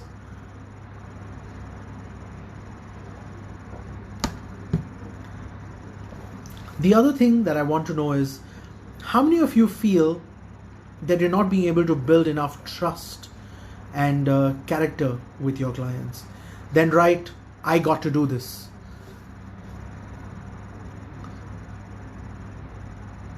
Wow. Okay. All right. So we have a lot of ability to work on. All right. Guys, it's important for me to know this because it allows me to then share with you the different ways to build your ability. Ability versus relationships. So I want you all to tell me, okay, fantastic. Thanks, Arthur. Thanks, Andrew, for letting me know this, because it allows me to then focus on different aspects of our business. Like I said, this is not a training session. This is purely a session for you to understand what I do and how do I do it. Okay, so if you got to do emotional or trust building, let's come to ability first. It's the easier part. To build ability, one of the quickest ways to do that is focusing on certification. Getting a good certificate for yourself We do have certifications in our profession. Getting certification is one of the best way to build your ability. People start looking at your ability based. For example, I had this client who very randomly met me, said, Sanjay, everyone talks about how good you are. So I said, I want to see you and see how good you truly are. And the first meeting with her was a challenge. She said, I want to know how good are you. Wow, that meeting was only about how good am I. It was not about whether she can buy, whether she will deal with me, whether she will not deal with me. The first thing she challenged me on was, Sanjay, are you a good advisor? She said, what are your qualifications? Are you even a CFA? That was the first word she said to me. Sanjay, are you even a CFA? And I said, well, I'm so glad. So you have to first of all calm them down, because some of these guys can be very aggressive. You calm them down and say, first of all, I'm glad you want to know what my qualification and my ability is. Guys, this is one of the reasons why I continue to study. Have you realized I'm still studying? I haven't given up on education. I spend a lot of money on getting trained. I spend a lot of money on getting good mentors. I spend a lot of money on building relationships with people that would affect my business. And I spend a lot of money on making myself better for my clients. And you guys need to understand this. Your profile will affect your closing ratio. So how do you build a strong profile? To build a strong profile, you need to tell me, why should I work with you? Take a pen and paper right now. And I want you all to write down, why should I work with you? What ability do you have? I want you all to note that down. Take stock of the ability that you've already built for yourself. Now, let's come to the emotional aspect. How do you build trust, character, and how do you get liked more by your clients? The simplest way to build trust and to be liked more by your clients is to stop giving general advice by using PowerPoint. A lot of people just start using PowerPoint, and when you use PowerPoint, you're trying to say basically it's one size fit all. Nobody likes to buy the one size fit all. Everyone wants to be treated specially. Everyone wants to be able to say, I'm going to have a relationship with you for a very long period of time. And that's why, if you notice, I use paper and pen. Do you realize I've written my own notes? And the reason why I write notes rather than using PowerPoint is, when you use a paper and pen, it is specifically for this session. I've never before, and the reason why I've written all these notes down was because I wanted to share with you step by step, what do I do. I've been watching a lot of training videos from a lot of trainers who are not practitioners, and I get upset because they don't even have a clue. They're not even in the market. They're not really selling to clients. They don't see the problems we face, and they tell us, go and do this. You haven't even done it yourself. Everything that I'm sharing with you is what I do every single day. Now, every single day,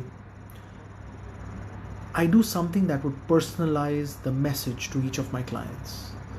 I every single day write and say things that my clients need to know, specifically for those particular clients. And I would tell them, this is specifically for you. Learn to build that by being specific to a particular person or to a particular family. Share with them something that you feel is specifically for them. For example, you could use some of my videos. You could use one of my videos and say, I watched this video and I thought this video was specifically good for you to watch. Spend a few minutes to watch this video. That's it. Something as simple as that helps you build trust. It is not about you telling them everything. It could be a third party telling them something. For example, I was having a conversation with my distant relatives, right? So with some of my cousins and second cousins and third cousins and fourth cousins, and I was having a conversation with them in our family group on WhatsApp, and I said, guys, I saw this video and I thought this was very specifically good for our family to watch. Boom. They watched it. Why? Because it wasn't Sanjay saying it. It was somebody else saying it. It's not necessary that you have to say everything. You could be using someone else. Someone who has got the ability which they believe you don't have. For example, I might be the best financial advisor in the world. People who know me don't want to work with me. Why? They don't feel I have the ability, and that will happen. How many of you have experienced this, that your clients appreciate you more than your friends and your own family? How many of you have experienced that? Can you just type me so I get an idea on that? I'm not the only one who feels this, because sometimes our clients appreciate us more than our own friends and family. How many of you have experienced this? Can you just write me? It's fascinating. I have clients who are willing to pay thousands of dollars just to spend time with me. And I have got friends of mine who just take me for granted. How many of you have had that experience? Could you just type me so I feel I'm not the only one who goes through this? Or am I the only one who goes through this? I don't know. It's exciting. So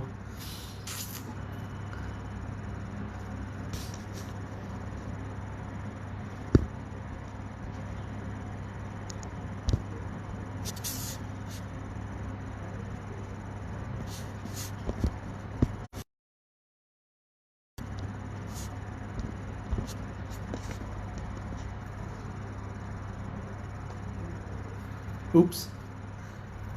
So how many of you feel that your clients don't take you seriously? I mean, your clients take you seriously and appreciate you, but your own friends and family don't. I would love to know your feedback on that. Now, just type me so I know what happens.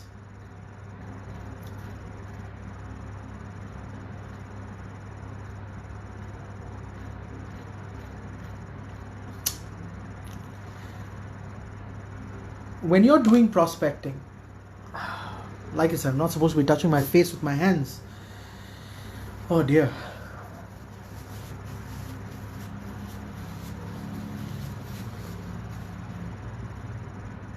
But it's a bad habit, right? Ram, your wife is watching. I'm glad someone else is watching with you. Great. All right. So our own family takes us for granted. Our own friends take us for granted. And that will happen. Our clients will appreciate our time, and our own friends and family will take us for granted. Okay. Some of the things that I want you to do when you're prospecting is research and analyze your ideal market. Why I'm saying this? It's not necessary that you want to work with everyone who's same, right? So why do you want to work with these guys? Why have you not done research about what are the difficult things that they face? So if I could tell my clients that these are the difficulties that you have in your business, and I've done a lot of research about it, they will trust you a lot more. So Randy tells me my relatives don't even want to work with me. They don't want to do business with me. That does happen. I have a few relatives who don't want to work with me. You might have the best doctor in the house, but they probably won't listen to him till they actually fall sick. So don't worry about that. You have to wait for the right opportunity sometimes. My best friend listens to his wife's advisor instead of me. No objections. We will have these, so we will do that. So when we're doing prospecting, right, there are 5 steps that I need you all to follow. Number 1 is I want you all to do research on the prospect, the kind of people that you like to work with. I want you all to write down, why do you want to work with these guys? What makes them unique? What are the unique problems that they as a group of people feel? And when you write this down, it will allow you to analyze why are you even working with them. Because if you don't know why you're working with them, you won't be able to hold on to that relationship. So I want you all to do step 1, which is research and analyze your ideal market. If you don't have an ideal market, I want you to spend time after the session to sit down and think about what are the ideal market that you can work with. Number 2 is how are you going to communicate with these guys? Would you communicate with them via phone, emails, a message on WhatsApp, a voice note, go and meet them face to face. So what is the methodology that you would use to actually get in touch with them, right? So once you've got that clear, the next step is, what would be your message? Like I said, if it's emails, what would be your message? Number two, if it's a phone call, what would be your message on that phone call? Because if you don't have that clear, it will then affect your appointments, which is step 4. Setting an appointment, because face-to-face conversation is very different than a virtual conversation, right? We're right now having a virtual conversation, but when I meet you face-to-face, we're going to have a very different conversation, because there's a lot more feedback that you get. When you have an appointment, you get a lot of feedback from your clients, which is step number 5, is you get feedback, which is real time. When it's a virtual conversation, like an email, a WhatsApp message, there is no real-time feedback. It is delayed feedback. And that delayed feedback will affect the quality of the message.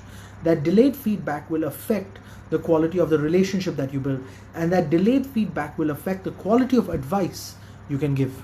That is the reason why, even though we're doing today's session, we're going to do the session again in person in the month of June. That's the reason why we've postponed it, because I will still want to do the session face to face with you guys, because I want to see what you have implemented, what worked, did not work. We're going to have real-time feedback from the audience rather than just messages. So if I look at stage 1, right? When you're working with the ideal clients, I want you all to break it down into, why are you even working with these guys? Do you have some personal history working with these guys? Do you like the lifestyle they live? For example, I do have a friend who specifically, so one of my mentees, he is specifically working only with medical professionals. So he only works with doctors. And I asked him, I was like, why do you only work with doctors? And he said, Sanjay, when I work only with doctors, I already understand the difficulties they have as a medical professional. The second is, they have a similar income range. So a lot of doctors earn similar amount of income, especially if I'm working with a specific type of doctor. So I already know what the income ranges are. It's easy for me to set expectations. I do know doctors have 24-hour calls, and they do appreciate that when you go out of the way to meet with them when they are already busy. So he likes working with only doctors, which is fantastic. So he knows who his ideal clients are. You will have 3 types of prospects.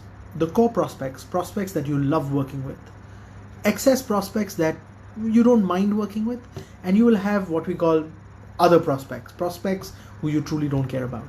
You will have all 3 types of prospects. How many of you have prospects which are core? These are people you love working with and you'll go out of the way to work with. Excess prospects, people you like to work with but you don't have to work with, and prospects that you really don't want to work with. How many of you go through this process? Could you just type me so I know that we have gone through this before? Again, I'm not the only one doing it. That's the reason why I want to know. So, questions that you need to ask yourself, and I've written these down because you need to ask these questions to yourself every day. I ask these questions till today, every day to myself, is, do you have enough knowledge of this market? Is this the right market for you? Do you have enough knowledge about it? Have you identified the decision makers? So let's say you work with housewives. When it comes to financial decisions, one of my mentees said, I want to specifically work with housewives. Now, I want you all to understand that when you're specifically working with, let's say, housewives, one of the challenges you will face is they will only be able to make decisions when it comes to a certain amount of money. When it becomes bigger, they will include their spouse. So, when you're working with housewives, you're limited in terms of the amount of premium you can collect. Very often, both spouses will get involved when you reach a certain level of case size. So your case size will get affected when you work with a specific market like that. So have you identified who's the real decision maker on certain case sizes? The third question is, do you already have access to that market? So let's say, for example, I want to now open up a new market for myself. I'll give you a very simple example. Right now, majority of my clients are in the Asian subcontinent, right? So I work with a lot of clients pan-Asia. I do have a few clients in Africa and Europe, but that's not my biggest markets. My biggest markets are towards Asia. So Middle East and Asia are my biggest markets. Now, all of a sudden, I have no access to Asia. All of a sudden, I'm not able to travel to meet with my clients. So what should I do? I'm re-looking at my new market. So I'm looking at Africa as a potential market. So I am looking at growing my business into the African continent.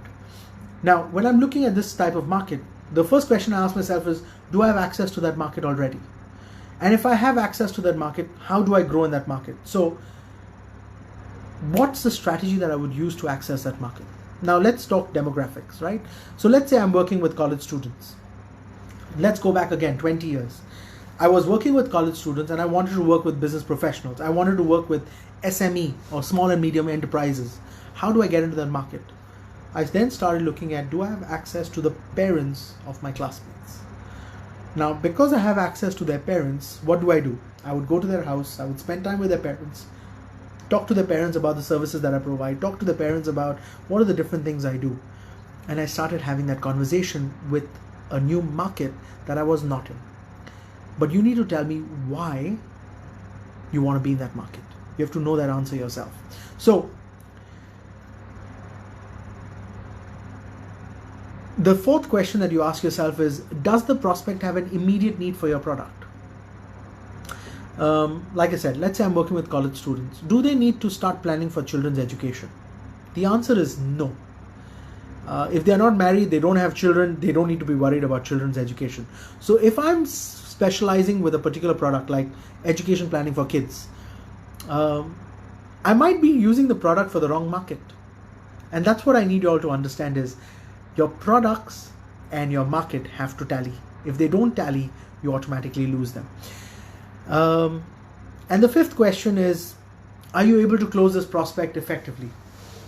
Now, when you're talking about closing prospects, I want you all to understand the first step to closing a prospect is getting a meeting with them. When you get a meeting with them, then starts your real sales cycle, which is presentation, objections, and closing. But being able to close a prospect effectively in terms of a meeting is very different. And I want you all to focus on this. Are you able to close this prospect immediately?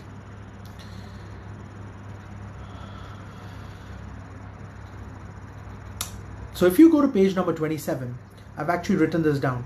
You will have your core clients, your excess clients, and other clients you don't need. Meet at least 3 excess clients every day. The reason why I wrote this down is this is how you build your activity. It's your practice. When you meet with your core clients, you will get that meeting once. And at that one time, if you don't close that meeting, you don't close a case, you will not get those opportunities again and again. So I need you to learn to practice with your other prospects and your excess prospects. By doing that, you're actually testing and practicing your skill sets. It helps you build your ability. You remember we had the ability graph? Well, to build your ability, you need to practice. How do you practice? You cannot do role plays only in the office, guys. You keep doing role plays in the office. You guys are first of all very sweet to each other, right? You're sitting with your team member and you're so sweet to each other when you do role play. Hi, how are you? You will give exactly the right answers. Your clients don't do that. Your clients will give you exactly the wrong answers. Every time you ask the question, they will give you a wrong answer, right? So you need to find a way to practice your presentation. To be able to practice your presentation, handle objections, you need to start practicing with your excess or other clients. Now, you should be doing that at least thrice a day. Some of you will have also inherited orphan clients. When you work with orphan clients, please set expectations very clearly. When you are working with an orphan client, they are already upset. They're upset either with their previous advisor or they're upset with they're upset with the company, they're upset with the product. They will be upset because they have been orphaned. Can you imagine adopting an orphan child who all of a sudden feels that their parents left them? How does that child feel? That child will usually be very difficult to handle because their expectation has not been met in the past. So learn, when you inherit orphan clients, learn to handle expectations. What are the expectations of orphan clients? Number one, you got to tell them how you do your servicing. Number two, you got to tell them how you do your advisory process. Number three, never talk about the product. The product is the least important part of the sale. Your advice is the most important part of the entire relationship. So talk to them about how you focus on advice rather than the product. Talk to them about you taking care of them irrespective, because you have inherited them and you will take care of them. The other thing is, a lot of us need to focus, spend our time focusing on our sales and commissions when you should actually be focusing on your advice. So instead of just focusing on your sales and commissions, focus on what advice and value you can add to your clients.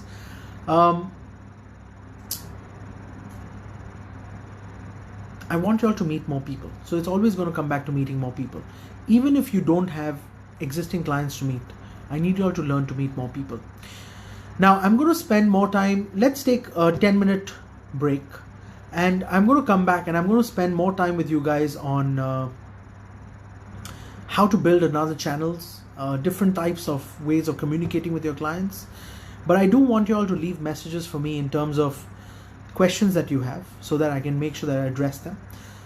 Do leave me a lot of questions. Give me about a 10-minute break. Just take a 10-minute break yourself as well. I'm going to leave the camera on. So we're going to leave the session on, and just give me 10 minutes. Let's come back in about 10 minutes. Go through the notes that we've already discussed. If you do have questions, write them down, so I will try and address them when we have Q&A later in the session. And guys, thank you. Cheers.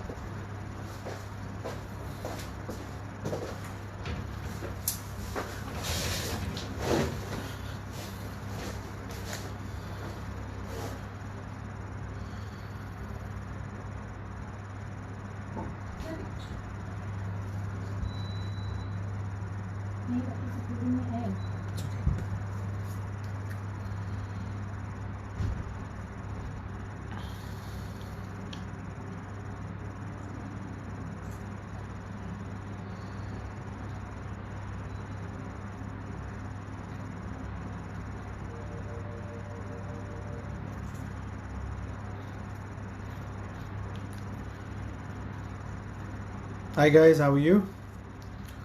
All right. I'm just going through all the questions.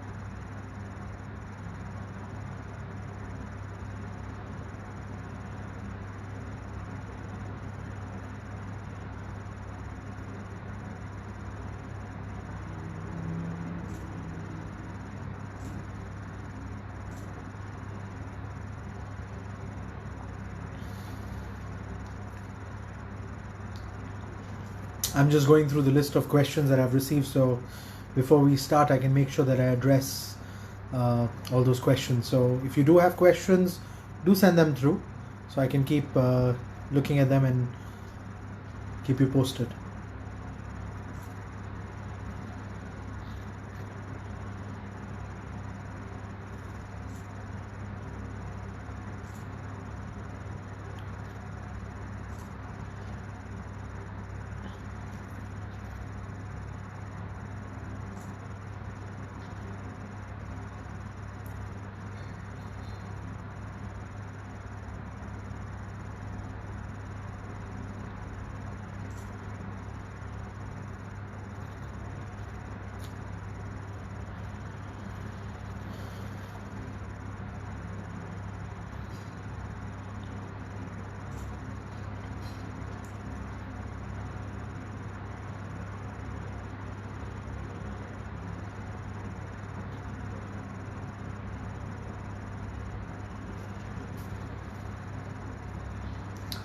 So Janice, your daughter has been clicking a lot of emojis. That's all right. As long as she's having fun, that's fine.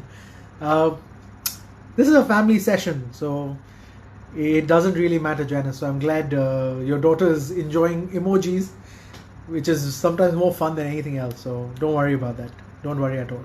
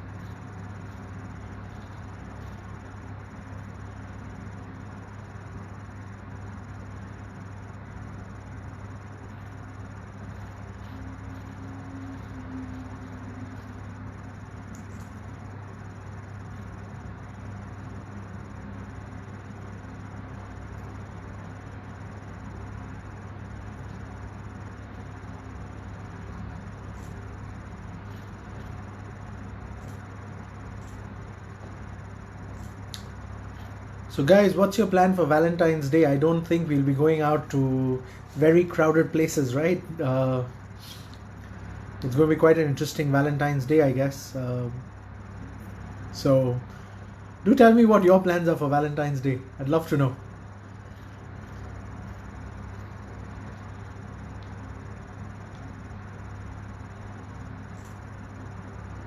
Probably some of our family members can use that.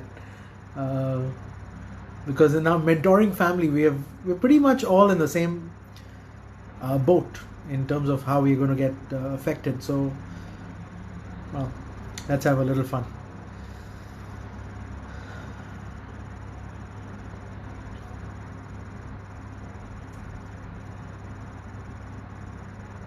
Tarampal, I'm glad you've got your 7-month-old son watching with us.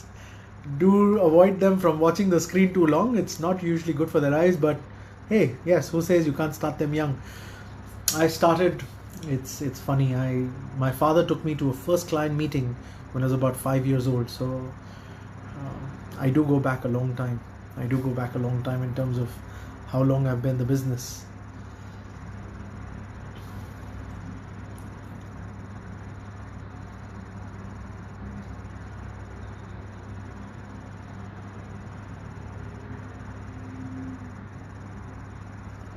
Laura's having client meetings on Valentine's Day. Awesome. And Earl's going to stay at home and watch movies. All right. Well, make sure you start writing movie reviews if you're watching just movies.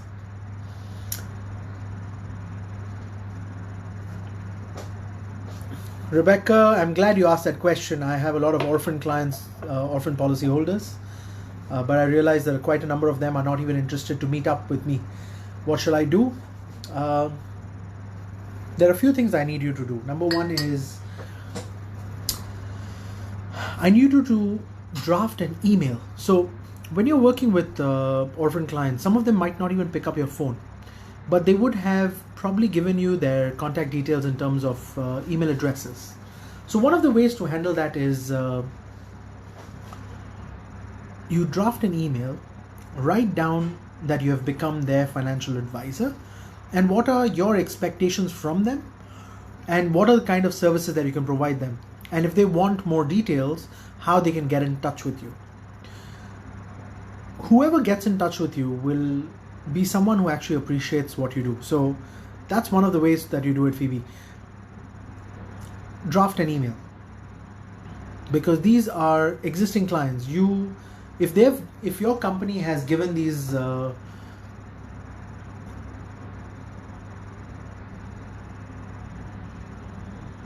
if your company's felt that you are responsible enough to handle these clients, that's the reason why they've given you that relationship. So you need to learn to build that relationship, right? How do you build that relationship? Set expectations. Make a personalized letter. Add their name, add your contact details, find ways of them to connect with you. Even, I mean, when was the last time someone had a get together just for orphan clients? You've not made any money from them, but this is what I call an investment. Why not have a get together just specifically for your orphan clients? I mean, clients who don't know who you are, and you get to spend some time with them, but make sure that those gatherings are very small, because some of them might be very negative people. They would have a negative opinion about you, your company. So make sure that those are small gatherings. They're not very big, so not a lot of people get affected by this.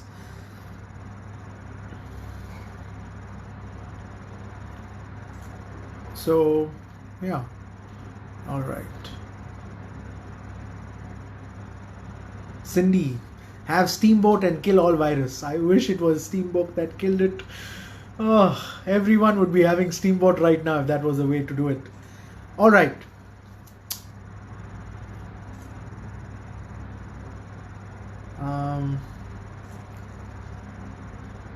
Great. All right, so let's move on. Now, when you're doing deciding how to get in touch with these clients, right? How do you communicate with these clients? The most common way to do cold calls, I mean, this is the standard strategy that almost everyone uses when you're doing cold calling, is you would be calling them and you would say, hi, I'm so and so, I'm calling from so and so company, and I'm not very good at cold calling, so let me be very honest with you, right? I've never done cold calls in my life.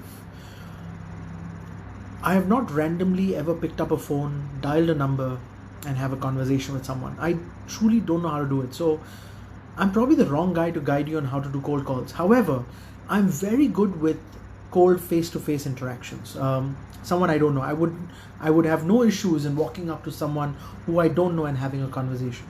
I have done that before.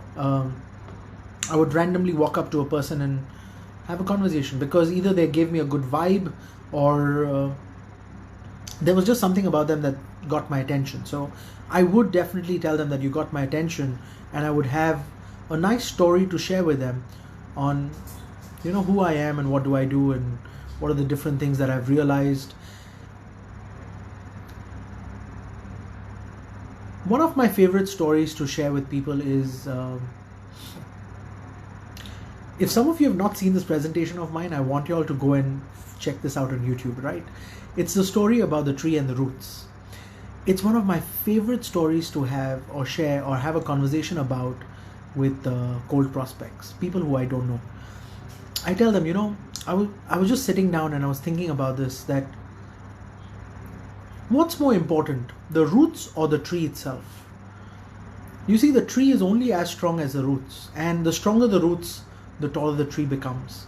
And if the tree gets cut off, that's all right. As long as the roots are there, the tree will grow back.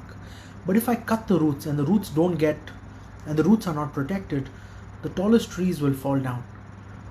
And when I have that conversation as a starter, it's a case study, right? When I have that conversation as a starter, I usually get the nods. I get, yeah, Sanjay, I kind of understand where you're coming from. That's usually the answer I get. It's very rare that I meet with a client who says, what the hell are you talking about? So when let's say the client does say, what the hell are you talking about?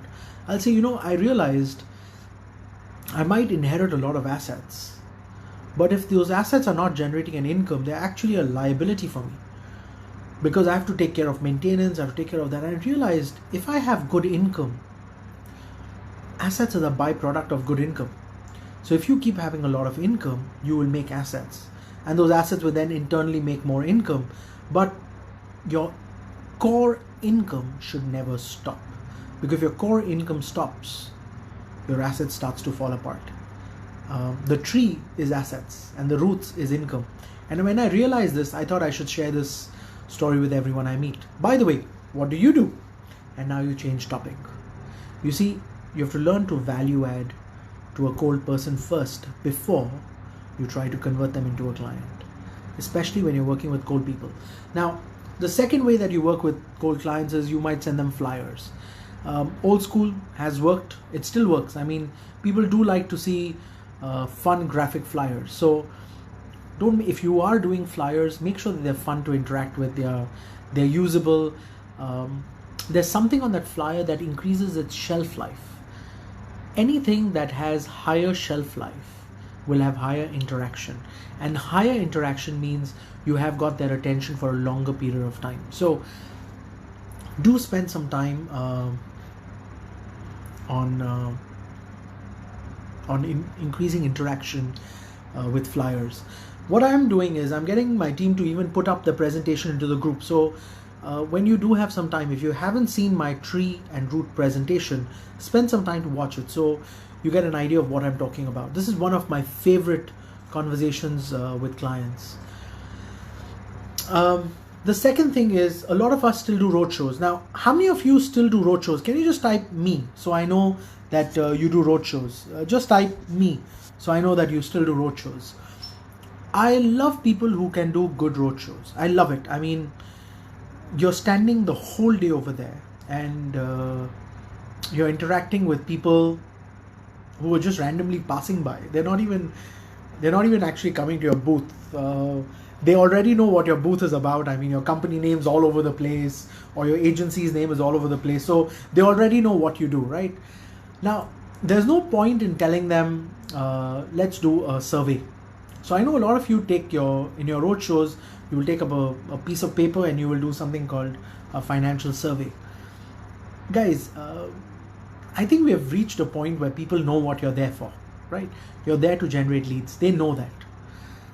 And you know why and they already know why you are stopping them. You're stopping them with for exactly the reasons of getting a client. So I'm learning, you see, bad habits die hard. But they know why you are stopping them. So how many of you actually do roadshows? Just type me so I know that you do a lot of roadshows. Janice says no roadshows, not effective for me. Manal says, okay, you do roadshows, fantastic. All right, so when you're doing roadshows, right, one of the things that happens is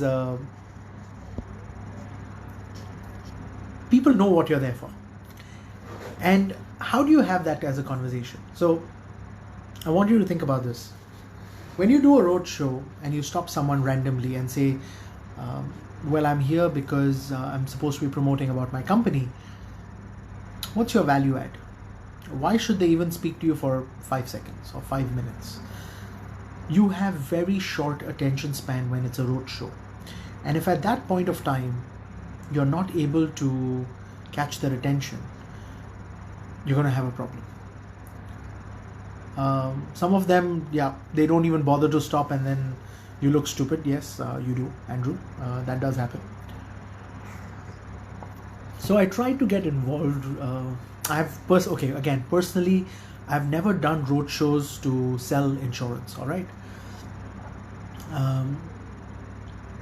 But what I did do was one of my mentees requested me to observe and be part of a roadshow of a company that I'm not even part of. So imagine I'm standing there in a roadshow with one of my mentees, and this mentee of mine said, Sanjay, can you show me how to handle a roadshow?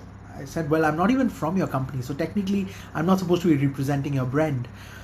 And my mentee said, well, my agency leader is here, and my agency leader says, you know what, we'd love to learn how Sanjay does a roadshow, or how Sanjay would handle a roadshow. And fascinating, in a span of about 20 minutes, I managed to get them 3 hot prospects.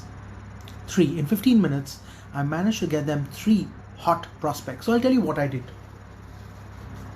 I actually stopped a person randomly and I said, I know you are in a hurry, but I just want to tell you something that I wish I would have told myself 20 years ago. And I told them a story.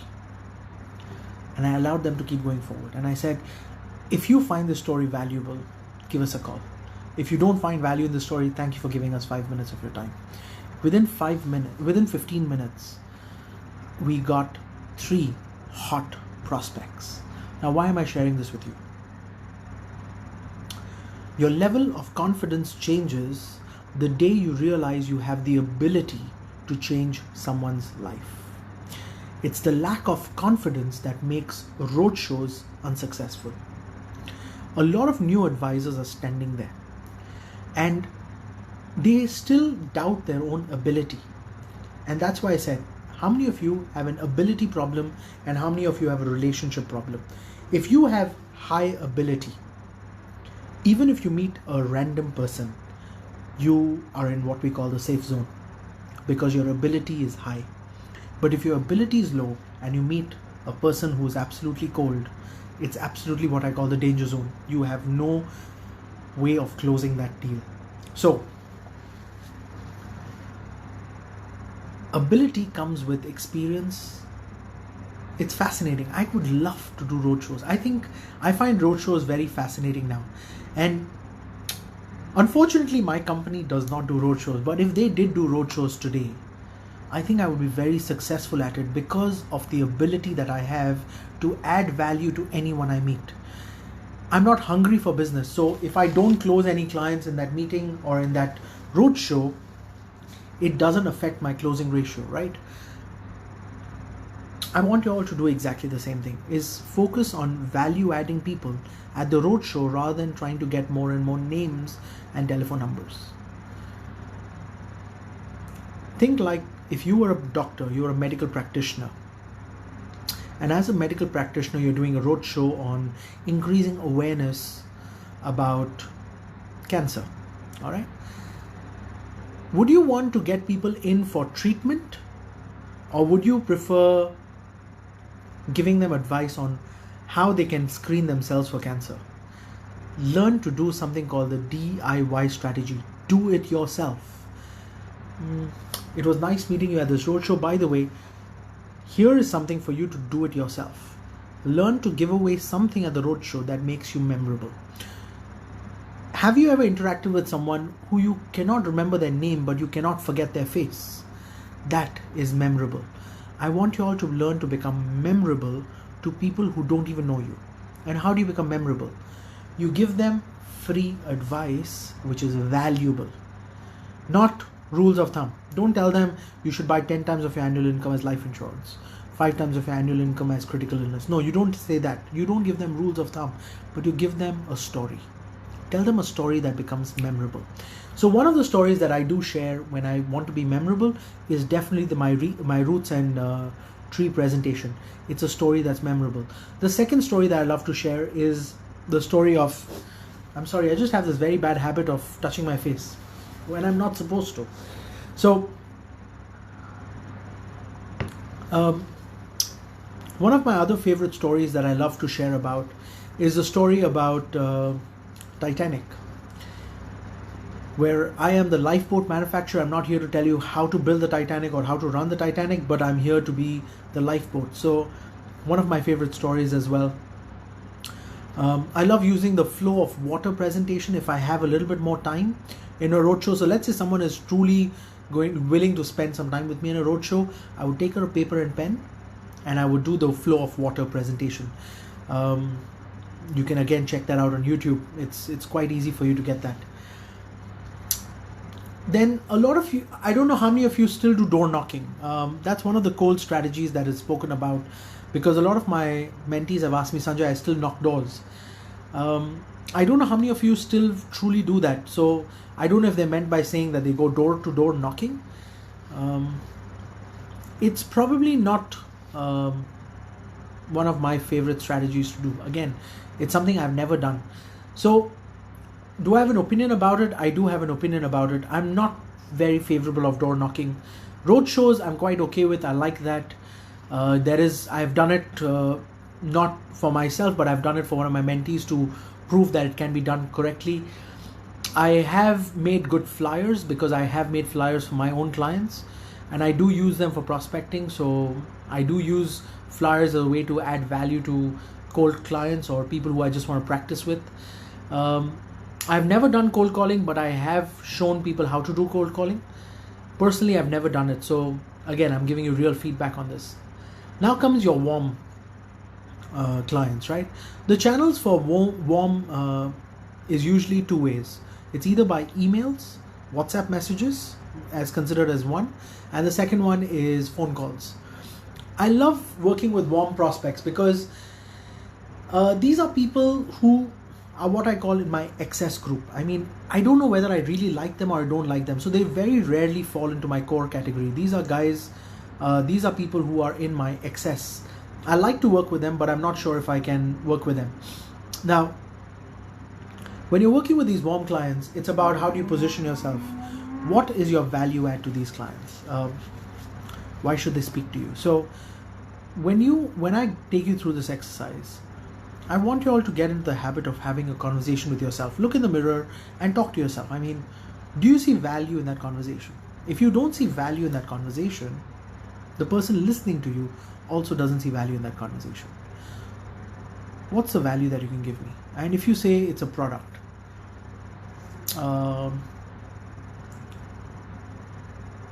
products really don't add value to clients. It's the advice that adds value to your clients. So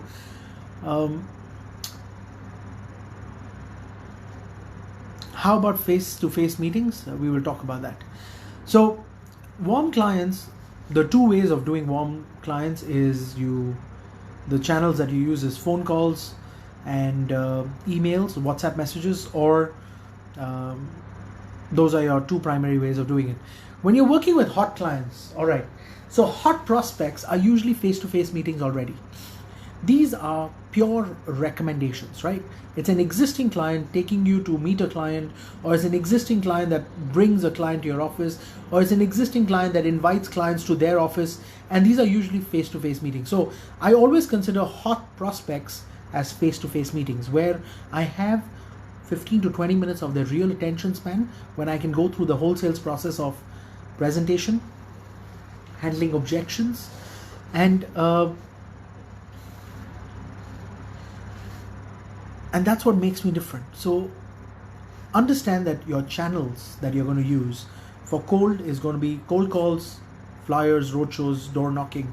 But on the warm side, it's usually phone calls, emails as the two major ones.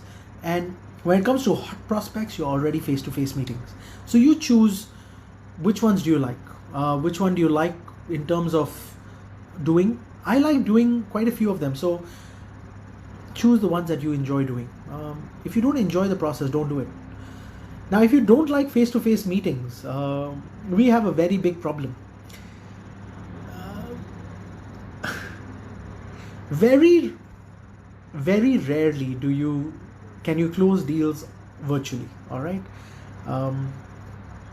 Your biggest cases do not close virtually. They do close when they're face-to-face.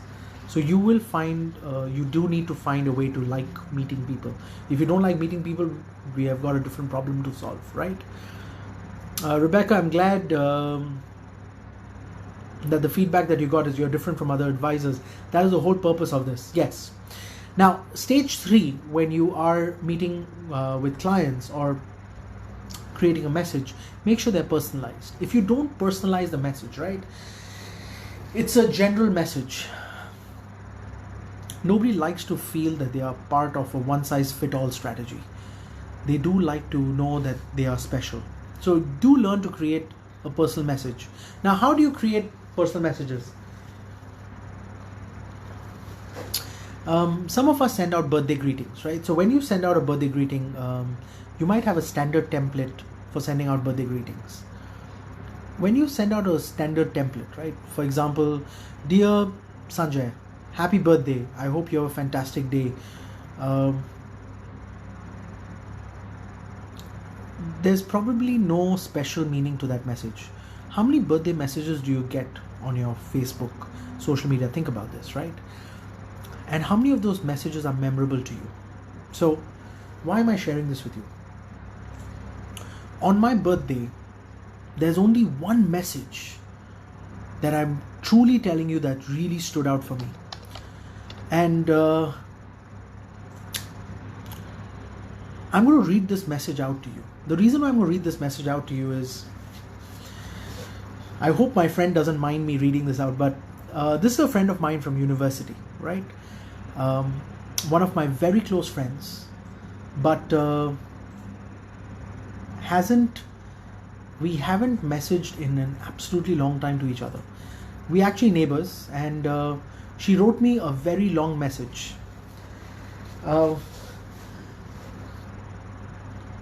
She said, Gyani Baba. Gyani Baba means my knowledgeable friend, finance guru, food lover, junk food fan, can kill the dance floor with his moves, karaoke mic stealer and otherwise also mic stealer. To the world, he is Sanjay Tolani. To me, he is a loving known as Tolani. His close sides may vary from big to small and small to big, but this guy's heart is as big as it gets. A friend is someone who never stops teasing you, enjoy your company and doesn't hold back their opinions when they think you are wrong. They embrace the good and the bad and still love you. Luckily, I found all of that in you. So on that note, what a better day than to tell you this today. You never know it, but it may take me another 19 years to say all this and more about you again. Happy birthday. That message, you know what I wrote to her? I said, wow, I have not received a message like this in a very, very long time. You see, we have forgotten to write personalized messages to our friends. We've forgotten to write messages that matter, remind us of our past, remind us of how our relationship has grown. Guys, make your messages personalized. Tell them what did you like about it. So it's exactly the same when you're doing prospecting. If your messages to your prospect are not personalized, it doesn't make them feel an emotional roller coaster when they read that message. It's not a good message. Let's get that very clear.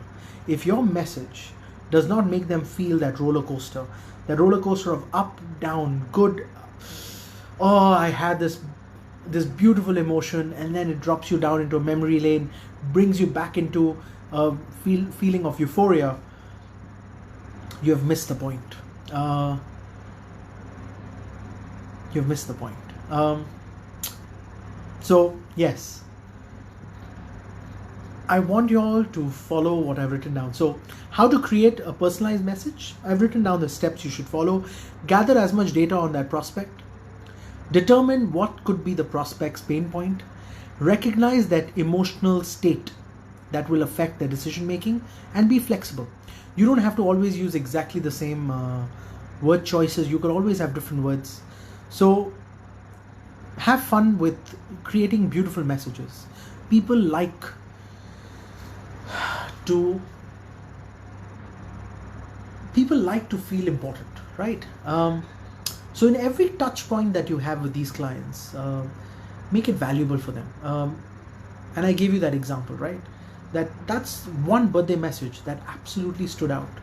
From all the messages, I got thousands of messages, but I can never forget that message. I actually saved that message because that message was just so unique.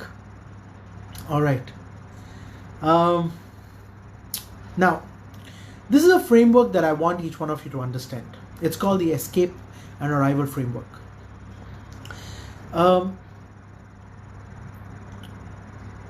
There are certain things that people are trying to achieve. Now, if you're wondering which page I'm referring to, it's on page number 32. All right.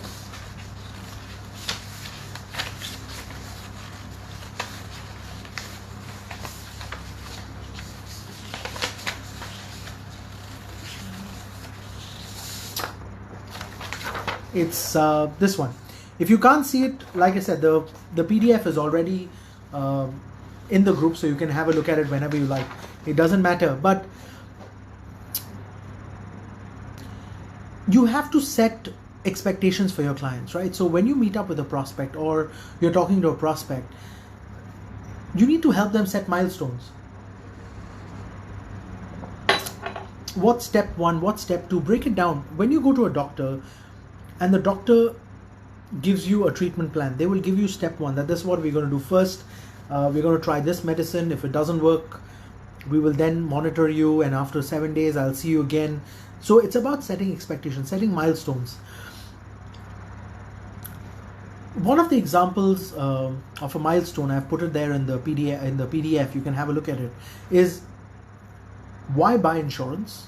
What's the process you will follow? How much they need to buy, and how would you increase their coverage over time? Because you escape from a problem and you arrive to a destination. So this framework has been used by me for many years.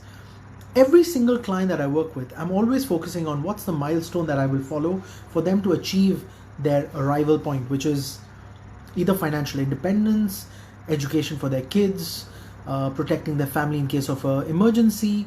So the milestones on what you would do to get there. For example, one of the strategies that I use with some of my clients is I tell them, are you healthy? And they say, yes, I'm healthy. I'll say, fantastic. Step number one is I need to have a look at your health report. That allows you to know, are they even willing to share that personal details with you, right? And this usually happens after your presentation. This framework allows you to get closer to closing. So it's exactly the same thing with prospecting. What's the process that you follow? So how many clients do you need to call? The same process can be used even with prospecting. Why do you want to work with this person? What's the channel that you will use to get in touch with this person? How many will you talk in that particular group? And how would you increase that prospecting for yourself over a period of time? So you are going through exactly the same process when you're trying to get clients. This is the same process that I use with my clients anyways. So prospecting by itself is one complete sales cycle, and I want you to understand that. Why do you want to work with this person? So I want you to write this down because this is not mentioned on the PDF. Why do you want to work with this target audience? What is the channel you will use to work with this target audience? Excuse me.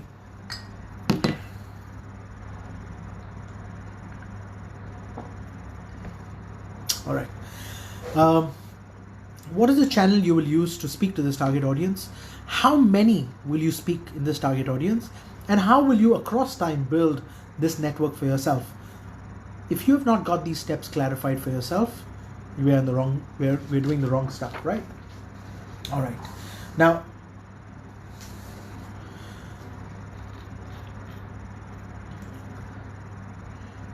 I want you all to think about how to get appointments. Now, how do you get a client to say yes to meeting you?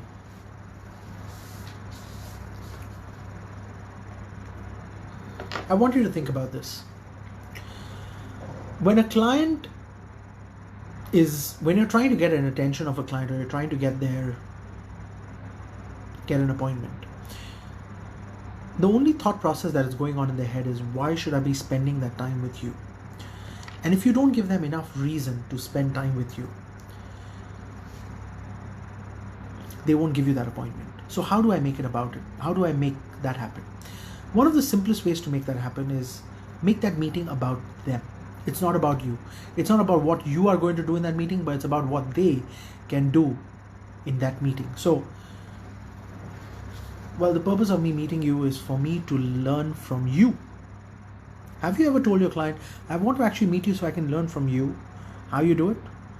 Do it the other way around. So instead of you saying, I'm going to come and teach you, try saying the words, I want to come and learn from you. You see, everyone likes to teach. Think about it. All of a sudden you tell a client, I know you're very busy, but I really want to learn from you. How do you do what you've done?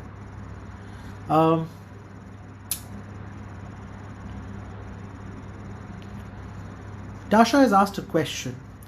What about if they are willing to meet you but always tell you that they've got enough insurance because they believe so? How do we manage to break that mindset? Let me answer this question, because this is nothing to do with prospecting, right? This is a question that bases on your presentation. How much life insurance is important for a person to have? Now, the rule of thumb is, Mr. Client, you're absolutely correct. You see, this is an objection rather than a prospecting mistake. And I want you all to understand this, that a lot of us confuse objections with prospecting as an issue. And then in the meeting, they tell us, I already have enough insurance. That's an objection. how to have enough. If I have enough insurance, I've got a YouTube video on this, so you can use my YouTube video to show that there's a third party that says that you should have at least 10 times of annual income as life insurance. So one of the simplest ways to do that is use a third party who, it comes back to that ability and emotion, right? The reason why they are saying I have enough insurance, even though you have the ability to tell them, they don't trust your ability. So how do you build that level of ability? You use a third party who's got a higher ability to justify that whatever you said has already been proven and it's an industry practice. So to build your ability, that's how you do it. You actually go out of the way, find my video, use my video, guys, use the content that I've already built for our profession, because the reason why I've built this content is I truly believe our clients don't know how much is the right amount of insurance, why they should buy it. They actually have no clue. And that's why using my videos will help you get your clients to listen to you better. Use the content that I've already built for yourself. So don't get scared about using my content. Now, how do you get clients to say yes to meeting you? I'm going to leave this only with one very important recommendation, right? So one of the simplest ways to get a yes is to make the meeting about them. Why do you want to actually meet them rather than why should they be meeting you? A lot of our clients actually believe they don't need to see us, which is true. I mean, they're not. If a client is really excited to meet you, it's because they're already sick. Remember this. They're probably already sick. I know you're laughing thinking about it, but it's true, right? They're already probably sick and they want to buy insurance so that they can take care of whatever is going to go get paid out. I'll give you an example. Yesterday, I had a client walk into my office and said, Sanjay, I need to buy medical insurance. And I said, okay, so why do you want to buy medical insurance? Well, Sanjay, I just got diagnosed with diabetes and it's so expensive to go to the doctor. Huh? You just figured out that it's expensive to go to the doctor? What the hell? You already have diabetes. No one's going to cover you. Well, now I came to buy insurance. That's exactly what happened with me yesterday. And I was just thinking, right, that why do they expect us to be creating miracle products where we know for a fact we're going to lose money? An insurance company is in the business of also making money. We're not a charity. Insurance is a profitable business. Otherwise, insurance companies will already be bankrupt.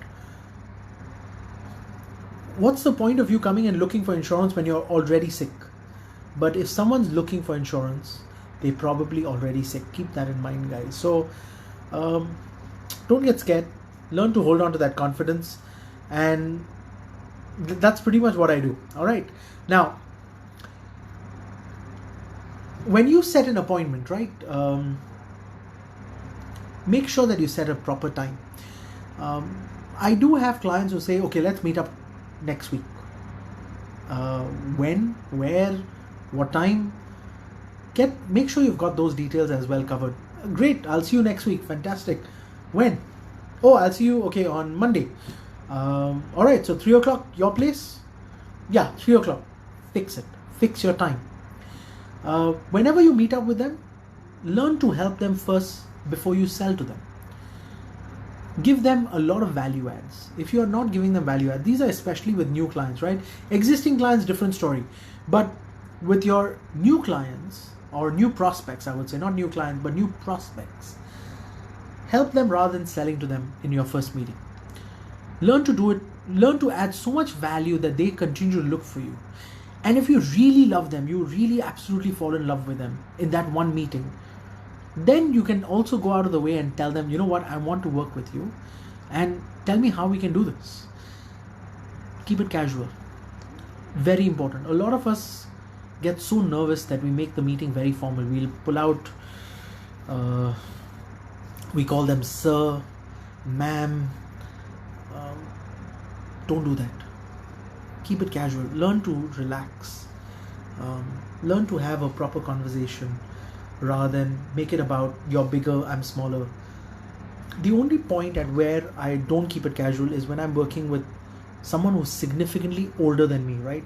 So if someone is a lot more older than I am, I do add in the word uncle, or I don't like to use auntie, but I do say auntie, because I'm now creating a relationship with them on that personal level, right? So I do use the word uncle. And in case they say, don't call me uncle, I tell them, well, you're a lot more senior than I am, and it's only out of respect that I call you uncle. Or if they say, don't call me auntie, then I say, what would you like me to call you? Just call me by my name. And I'm like, but I can't. You're someone who I actually look up to. And you give them justification on why you say what you say. But make it personal, make it about them. Keep it casual, don't make it formal. I don't like to use sir, ma'am, miss.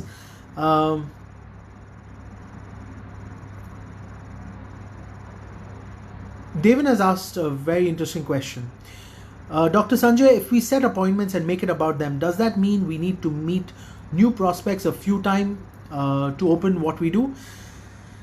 Not necessary. So you can open in your first meeting, but it will probably take you about, on an average, okay, so this is theory, right? I'll come to theory and I'll come to practical. Theoretically, it's been said you need to meet them about 5 times before you can close them. Now, from a practical perspective, it always comes down to how strong a relationship you make in your first meeting. Now, some clients I've been able to close within 1 meeting. Some clients I've closed in 2 meetings. There are some clients who have closed after 6 years. So if your activity rate is high, it doesn't matter how long it takes you to close them, but it then matters on how much do they appreciate what you do. So if your activity rate is high, you're meeting a lot of people, you don't actually care about how many times you meet them before you close them. But if your activity rate is very low, you're always worried about how soon can I close these clients. I'll give you an example. There's a client who I've been trying to meet for 6 years, right? There's this prospect, 6 years I've been trying to meet him. And next week, right, I'm supposed to be meeting up with him. Now that meeting again got cancelled. I mean, it's what we call fate, I guess. Since 6 years, I've been trying to meet this guy. And for 6 years, for some reason, the meeting has got postponed. Every time it's either because something happened in my end or something happened at his end. And that meeting has been postponing. Now he gave me a meeting again next week. And he told me, let's catch up in the middle of February, which was supposed to be on the 15th or 16th of February. And now all of a sudden, with this whole thing, again, that meeting has now got postponed. So what do I do? I mean, what would you do if you were in my position? You just say, you see, fate is still not wanting us to meet. It's been 6 years. Can you imagine that? 6 years. And we have been talking on the phone, we've been doing emails, we've been doing WhatsApp, but we've never had a face-to-face meeting. How do I close this guy? Probably one of my biggest cases if it does close, right? But in 6 years, I've not been able to meet up with him. If he was the only client I based my entire business on, I would have gone bankrupt by now.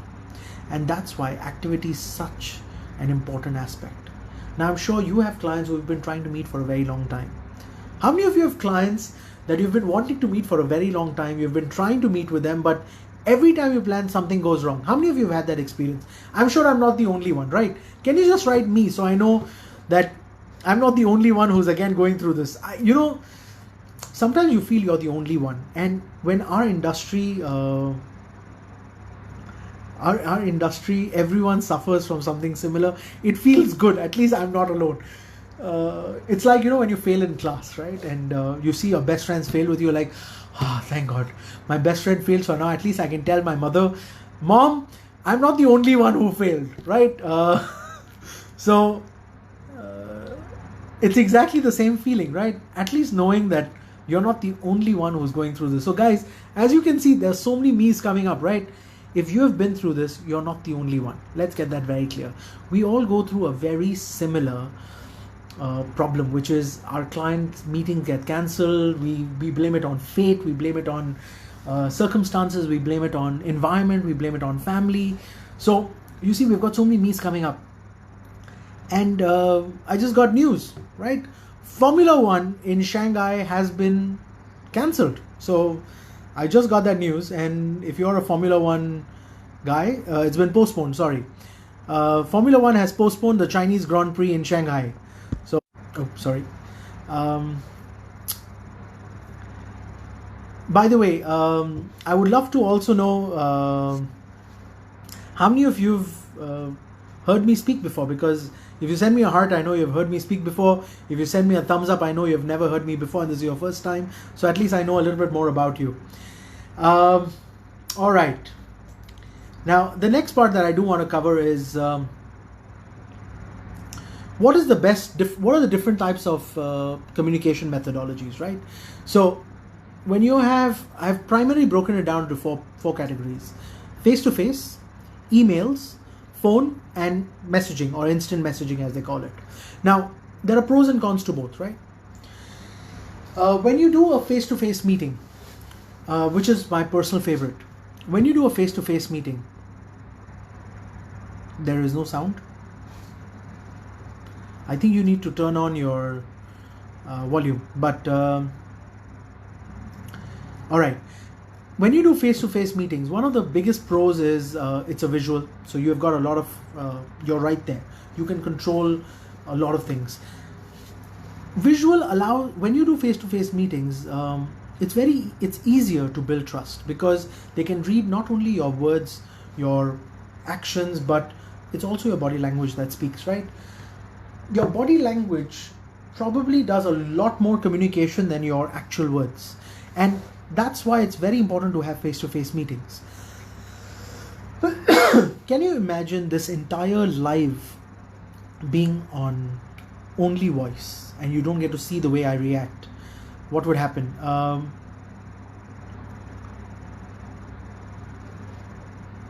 Do you think there would be a value add there? So I want you all to understand that is one advantage of a face-to-face meeting. Now, there are certain cons to face-to-face meetings. Number one is they usually forget what the conversation was about. So in face-to-face meeting, the retention rate is roughly about 25-30%. If they remember 30% of what conversation you had, that's already considered very good retention. It costs time-wise, right? So from a time perspective, you have to spend that time doing it. There's no automatic process of handling a face-to-face meeting, in the sense you can't clone yourself to do your meetings for you, right? You have to be there, so it can cost you in terms of time. Now, some of us spend 2, 3, 4 hours in meetings, and if you don't know how to control your body language, your clients can see you're either nervous, or your clients can know whether you have doubt about the product, you have doubt about your ability. So if your body language is not confident, your client already can see that. Your clients can see your eyes, right? And your eyes speak a lot more sometimes than your own words. And that affects your closing ratio.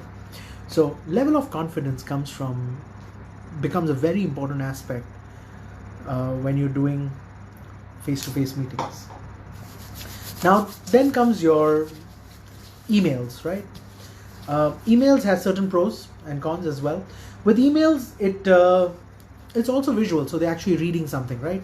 So you can make your emails quite exciting in terms of the way you use you can play with words, and you have time to think about it, right? So you've got time to think about it, you've got time to do creativity in terms of pictures. You can do so many other things with your emails.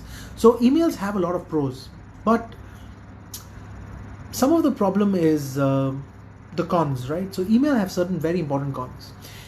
You don't know whether it's reached the person, all right? So it could go into the spam very quickly. The other problem is it's very easy to delete. So let's say it's a subject I don't like, I just go delete. The other problem is you have to follow up many times. So did you receive my email? You haven't acknowledged it. Are we going to move forward? What would you like me to do next? And it becomes like a back and forth of emails. I'll give you an example. I have a client who said, Sanjay, can you email me your advice, or can you email me your quotations? How many of you have received this? So how many of you have received this request? Can you please email me the quotation? Can you just write me, so I know that how many of us go through that same problem? That Sanjay, could you please email me the quotation or illustration? How many of you have been through that? And I realized my closing ratio on that automatically drops down to 0. As soon as you email quotations, right, my closing ratio usually drops down to 0. And that's why I've stopped emailing quotations now. Now what I do is, if I do send an email, it is a summary of the conversation rather than the quotation. So it all comes down to what is the purpose of the email, right? Now, when it comes to phones, phone calls have certain pros and cons as well. So a lot of people have forgotten to call. So calls have become less common because most people send out emails, right? Introduction emails rather than calling people. So it's more intimate. Calls are always more intimate than emails. Please understand that. And when you make a phone call, it makes people feel good. For example, when it's your birthday, getting a phone call has a lot more value than an email coming to you for your birthday. It also increases your potential to close faster. Now, what are the cons? You might catch them at the wrong time. All right, so they won't pick up. You might catch them at the wrong time where they might be busy and it becomes overwhelming for them. So those are the only two cons. But trust me, phone calls are still way better than emails. Now, a lot of people is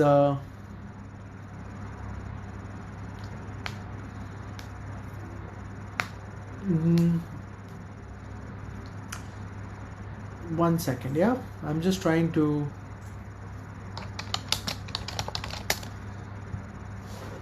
now when we're talking about messaging, right, instant messaging is usually very fast and convenient. The advantage of instant messaging is you can just pick up your phone and send a message quickly, but it doesn't really matter in terms of how it affects. In terms of people becoming used to it, right? So a lot of people have got used to getting instant messages. But like I said, we have now moved into an era where people have not replied to instant messages for a very long period of time. So if you're ever sending a message on instant message, make sure it's personalized. It'll make sure it's relevant to them. There are a lot of advantage of instant messaging. It's quick, it's fast, everyone's expecting it. A lot of people don't even ask you, how did you get my number? Sometimes you just send, oh, okay, I got this number from blah, and you send it across. The cons are messages usually get overlooked. So you don't know the tonality, right, of a message, and some people might even misread instant messages. So I don't know if you've realized, but sometimes your client sends you a message or you send a message to a client and they come back saying, what did you mean by this? The what did you mean already tells you that the tonality of your choice of words could be wrong.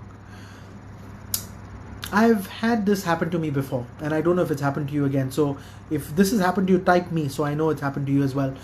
I got a reply from a client once saying, Sanjay, that was very rude, and I did not understand what you meant by that. And that was a message I got from a client. And boom, that instantly told me, Sanjay, you have messed up with your choice of words. So if you've had that before, type me so I know I'm not the only one again. So messaging has a lot of pros, but it can be read incorrectly. Not only that, a lot of people screenshot messages, right? And I find that very rude when you screenshot messages, because you're only screenshotting a message, not a conversation. Now, a lot of people have had people saying, they just refer to one message, but they don't refer to the entire conversation that you've had. And people can also delete certain messages. I want you all to be very careful that when you use instant messaging, be very careful and be sure that whatever you share with them is something that if they screenshot and put it up, it doesn't affect you. But that does happen, right? People just screenshot messages and they send it and forward it to other people. You won't know how you will get affected by that. So instant messaging is still not one of my preferred ways of communicating, unless it's just friendly messages, right? But when you're giving advice or any of that, be careful of instant messages. You could be held liable for advice that you gave on instant message. And I know a lot of people think that's a very good way to find prospects. Truthfully, be a little careful. There are a lot of pros and cons to instant messaging. It's still not my preferred way of doing it. whether it's Facebook, whether it's Instagram, they're all still private message or whatever. People can screenshot them, and those screenshots can be misread, misinterpreted, and misunderstood. So be very careful on how you use instant messaging for your business. Now, a lot of strategies that I've shared, you've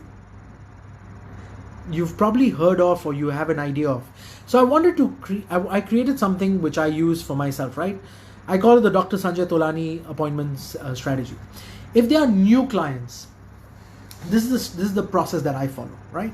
If they are new clients, I first of all, so let's say for example, I want to meet a particular client, right? I would do a lot of research about that client. I will understand what could be their problems, what could be their financial situation, emotional situation, family situation. I try to know a lot about them.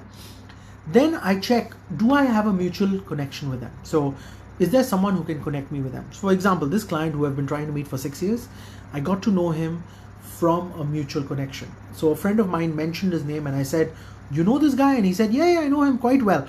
I said, can you fix a meeting for me? So that's what I did. If it's a mutual connection, I ask for a recommendation. Now I'm going to go through the whole recommendation process with you before we finish today. So we will definitely do that together.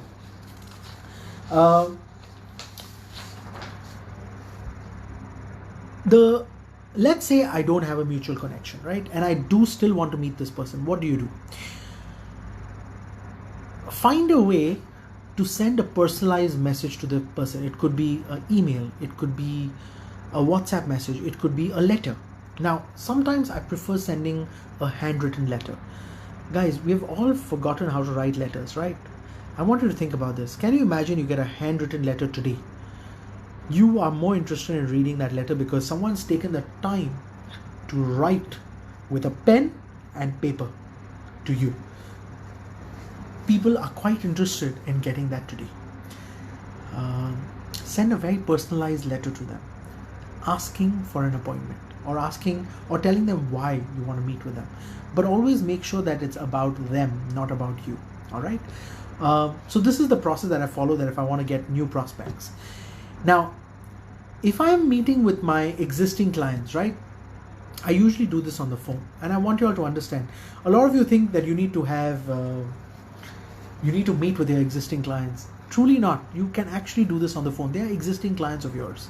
So I call the existing clients usually when I feel that there's something that might have changed in their life. So for their top-up coverage, I would give them a phone call. I would find out, do they need more insurance? Because I use the same rule of thumb, right? 10 times of annual income. So if your income has increased, I need to upsell. If your family status changed, let's come back to the initial graph, if you remember. So I had got this graph, this one.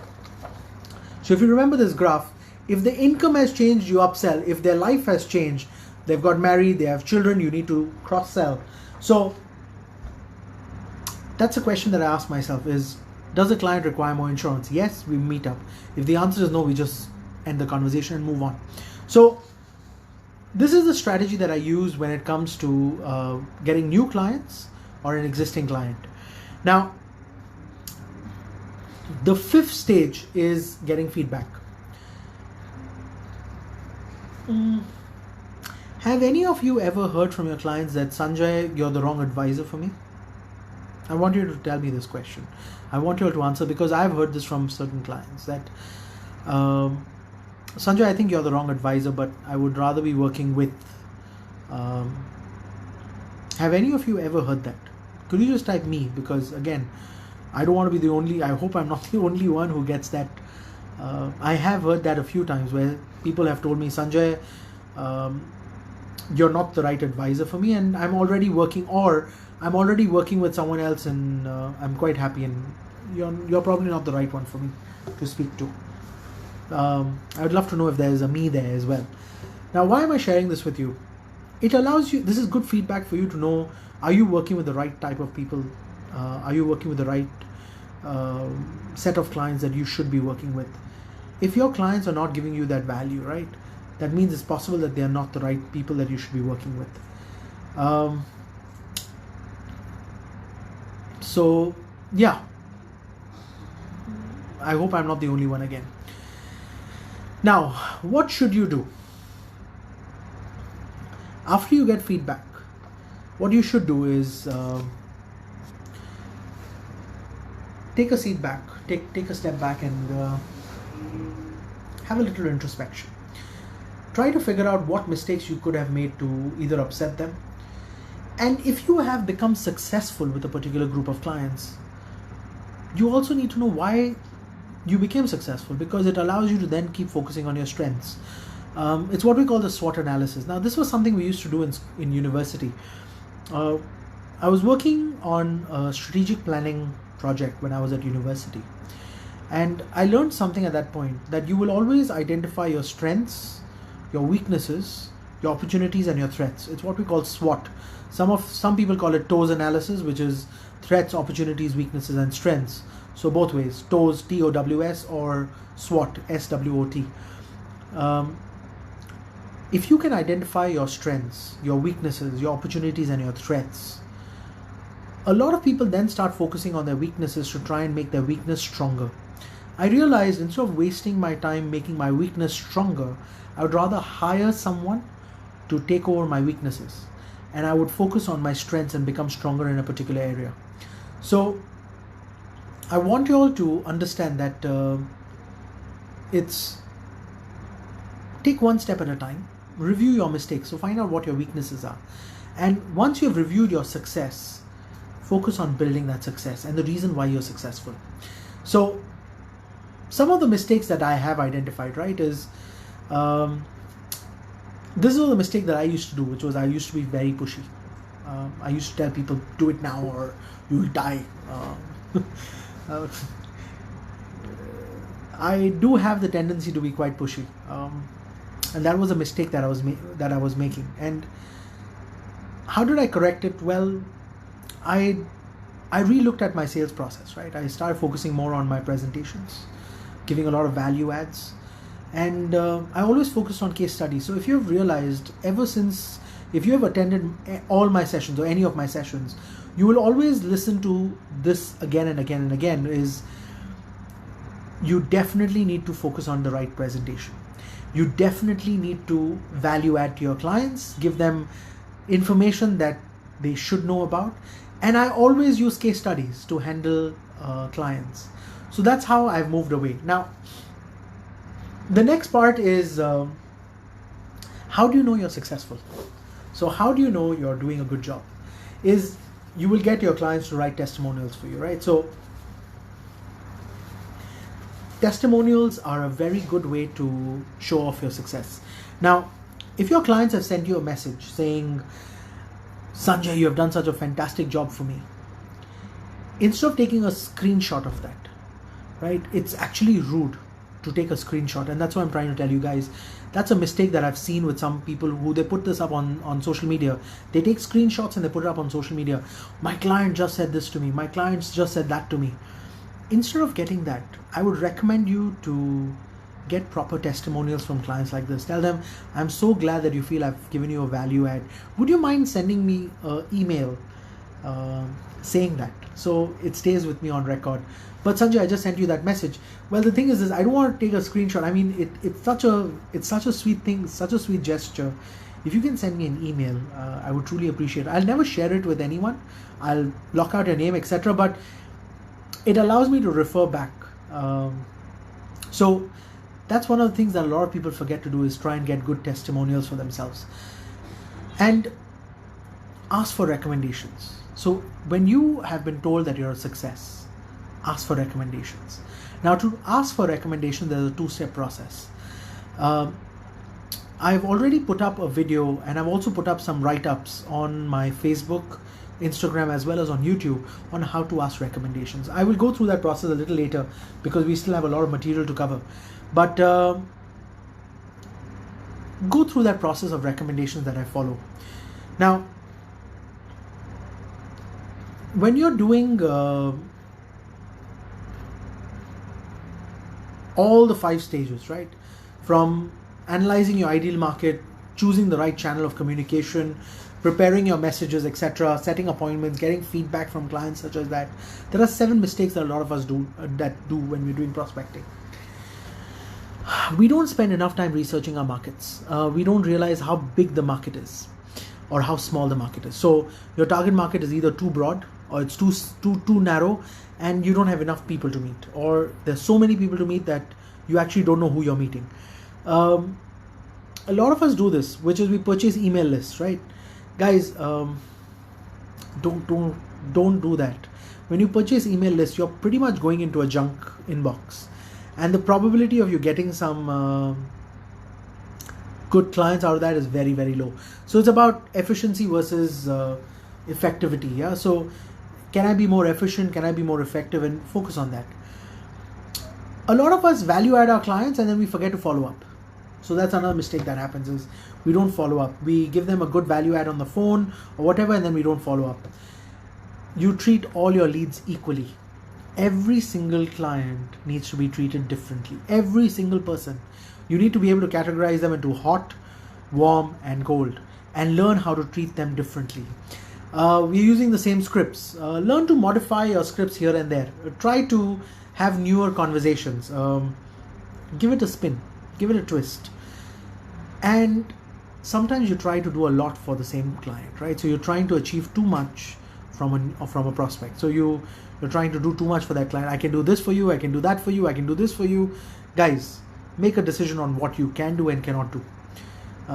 For example, I do not do medical insurance. I do not do travel insurance. I do not do car insurance. I do not. That is not what I do. I'm a specialist with.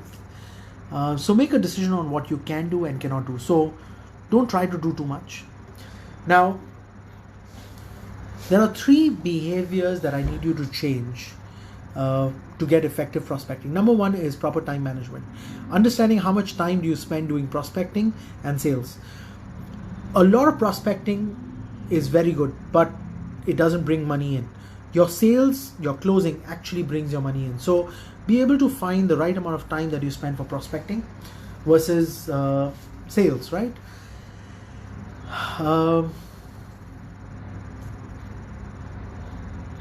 Why are you starting this conversation? It's very important for you to tell me, what is the purpose of this conversation? Are you trying to practice or are you trying to close? So if you don't know the purpose of your conversation, you will end up going around in circles. And when you're beating around the bush, there's zero value add that a client feels or a prospect feels.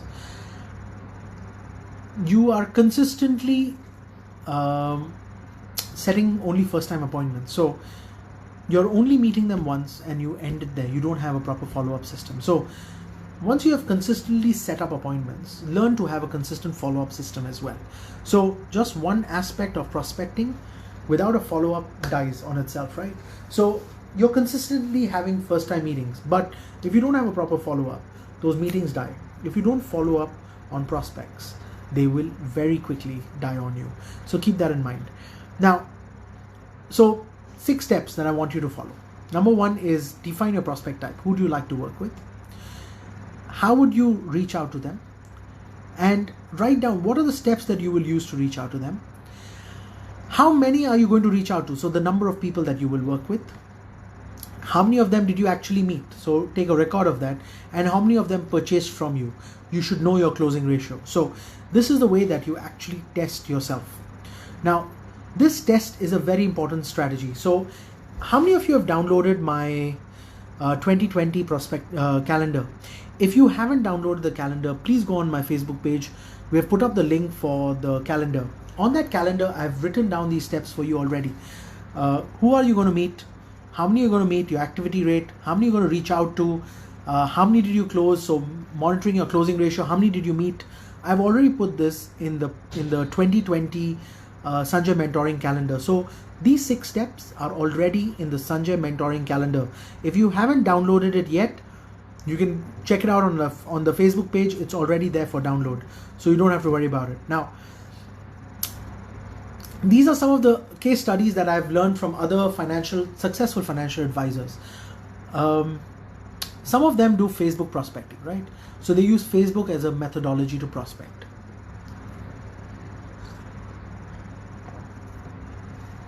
Some of you might be aware of a mentee of mine, Harris. Harris specifically does Facebook prospecting and Facebook marketing. There's a video of his which he'd shared with our family last year. I'm going to ask my team to put that up in this group so you can have a look at that video. He talks about how he does his Facebook prospecting and marketing. Now, does Facebook work?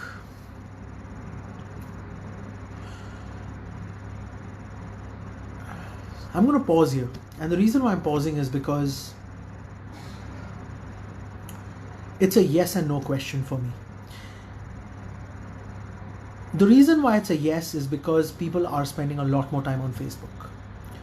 The reason why it's a no for me is I've not seen big cases happening on Facebook. So you will get a lot of small leads, but I don't see large cases coming out of Facebook, right? It's a very good branding strategy, but I don't see the right positioning. People don't go out of the way to look for insurance advisors. Facebook prospecting is not very easy. So I'm going to talk about this as we move forward. I'm going to talk a lot more about this.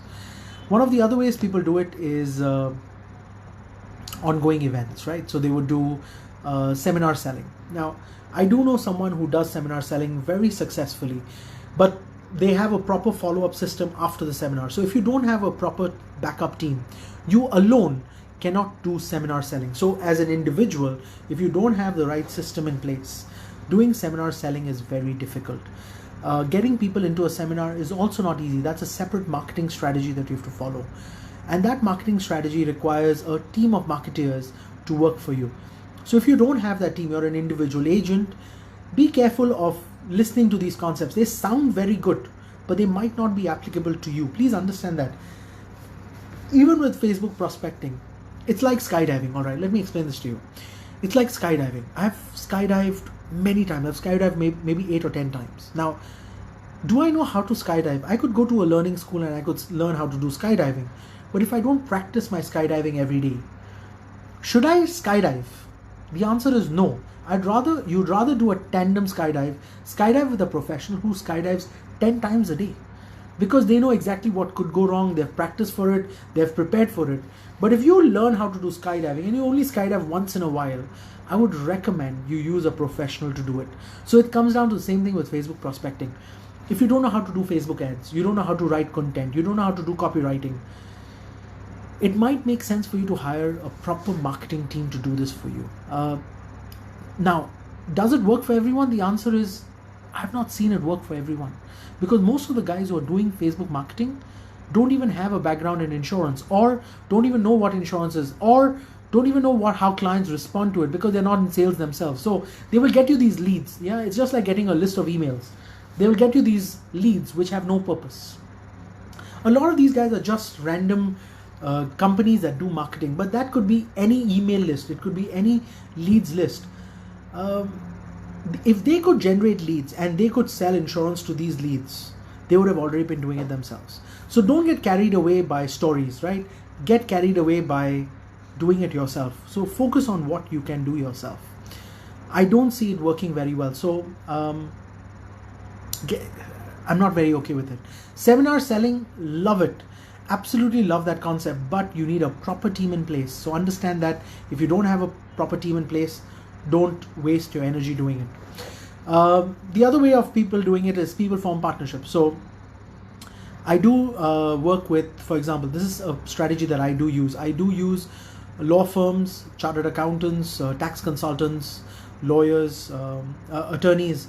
These are people who already have partnerships. So they have partnership with other clients. So they're already handling a client base, and I would work with them on that partnership. I do form partnerships with some of these people. Road shows. So I do know some people who have even done MDRT doing just road shows. But my effectiveness with road shows is slightly lower. So I want you all to understand about effectiveness, right? It's same with Facebook marketing or seminar selling. It's about effectiveness. Road shows is being done, effectiveness is quite low, and that's the reason why they tell you to use that as practice, but eventually you do move away from it. Telemarketing. I do have some advisors who ask my opinion about hiring telemarketers to get them leads. It's just like purchasing an email list or purchasing a contact base or getting an appointment set. So they fix appointments for you. but you don't actually know what they said in that appointment, right? You don't actually know what they said to that client, and you go there and all of a sudden you hear a different story. So I've seen telemarketing work and not work. However, it's not something that I do personally. You could try it, but again, it's costly. You're going to spend money to hire a telemarketing team to do it for you. Be careful where you spend money. The best strategy is asking for recommendations. This is a strategy that I absolutely use. Now, when I'm asking for recommendations, right, I'm always asking recommendations of clients that I like to work with. So I would tell them who I like working with. I love working with recommendations. It's probably my best strategy, and it works wonders for me. I've been recommended to such amazing prospects and clients that today it is probably the best strategy that works for me. So personally, if I had to choose my recommendation strategy, it would be recommendations. So if I had to kind of, put number to these, right? My number one strategy would be recommendation. My number two would be forming partnerships. Now, some of you are doing social media marketing or social media prospecting. A couple of years ago, I got to meet, I was on a mission, right? And I still am on that mission.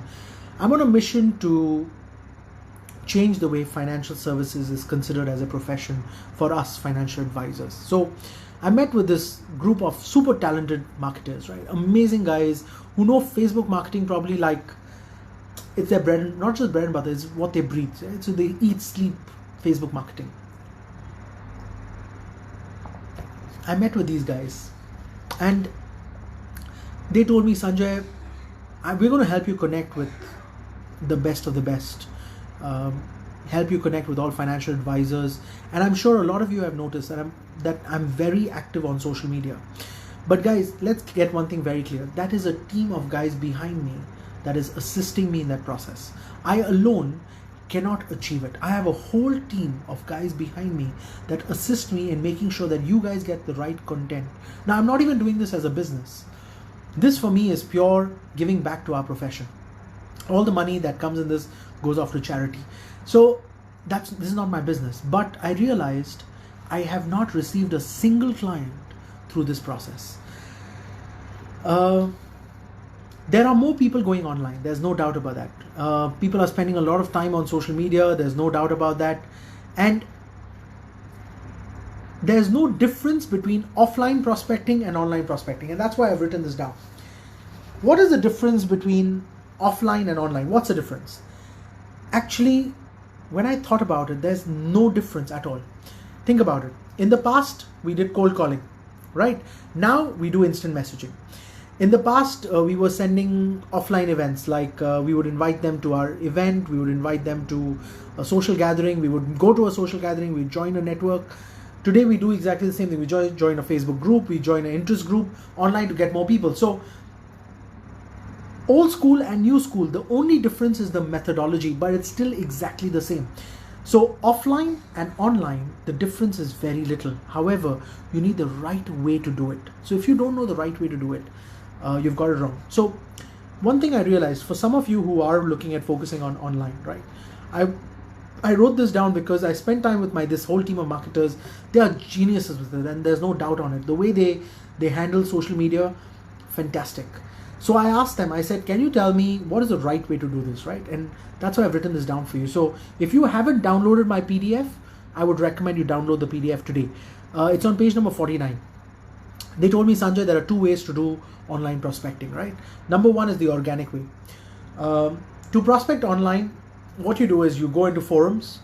I'm just going to read this out so it's easy for you to read it.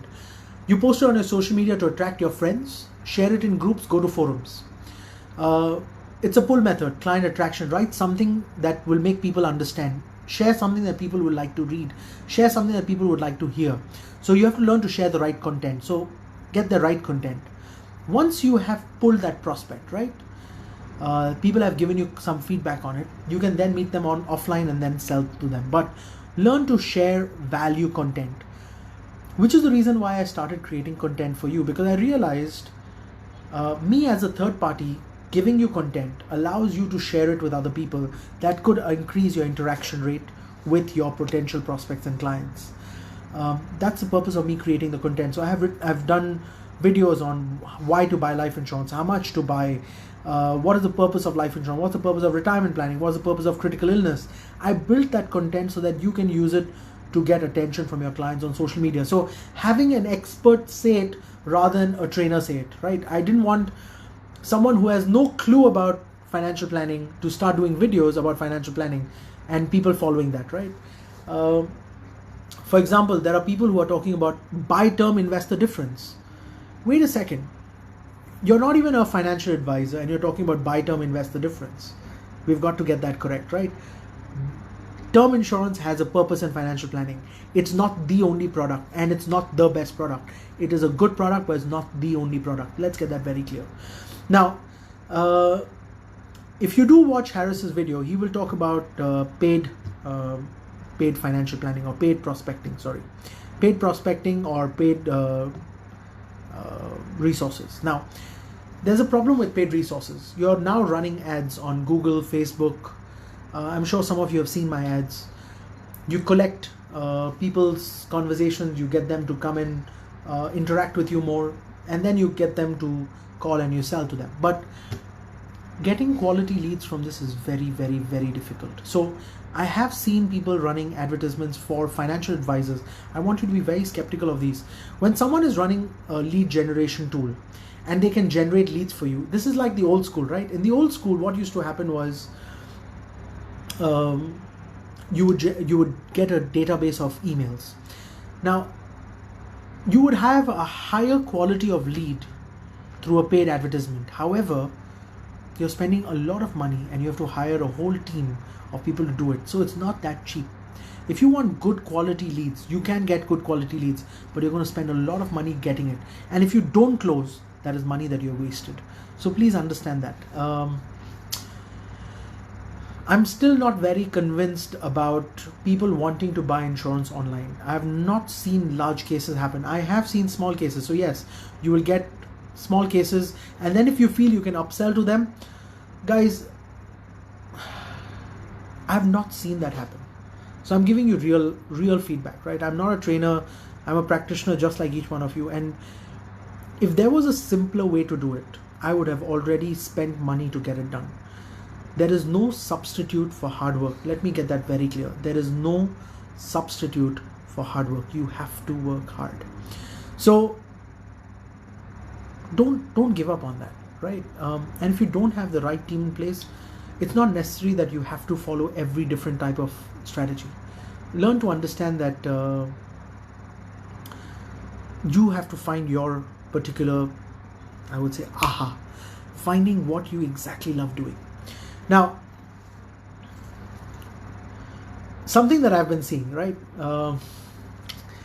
I've been seeing this again on social media prospecting, right? I've been seeing trainers talking about social media branding, but they themselves don't sell insurance. So I don't see if their strategies are relevant. I have a whole team of marketers, and I can already tell you, I don't see the relevancy in terms of how it can support you to sell insurance. So be a little careful. Now, I do have friends who have hired marketing agencies to run ads for them, etc. Some very few I know of who have had some level of success from it. But most people, the quality of leads they have got actually wasted a lot of their time. Guys, remember one thing, your time is limited. The quality of time that you spend with prospects, make sure you spend it with the right people. Don't waste your time meeting people who will not appreciate what you do. Prospecting is a very, very important part of the sales process. Who you meet will affect your motivation. Who you work with will affect your motivation. If you meet people who drain your energy, you will want to leave this business very quickly because you won't have happiness. You all to be happy. It's very important to be happy first before you can give good service. So a lot of people say, if I give good service, I will become happier. No, you have to be happy first. If your clients don't give you happiness, you will not be able to give them good service. Do you imagine going to a doctor who does not smile? He sees you and he's like, Oh shit, he's back again. If your doctor is not happy seeing you, do you think your doctor will give you good advice, or your doctor will go out of the way to give good treatment to you? Think about this. You are the doctor in this scenario. Imagine you feel exhausted after meeting a client, or you don't feel satisfied after meeting a client. You probably will stop going out of the way to give them support. So I need each one of you to understand this, that your happiness is equally important. Actually, I would say is more important sometimes. How many of you feel tired after meeting a client? I mean, you feel mentally like they've just drained your energy. Just write me, because I have had that, right? I want to know whether you have been through the same thing, because again, like I said, I don't want to be the only one going through that issue of saying I'm the only one who's had it. So if you have been through a client who drained your energy, just type me, so I know that I'm not the only one again.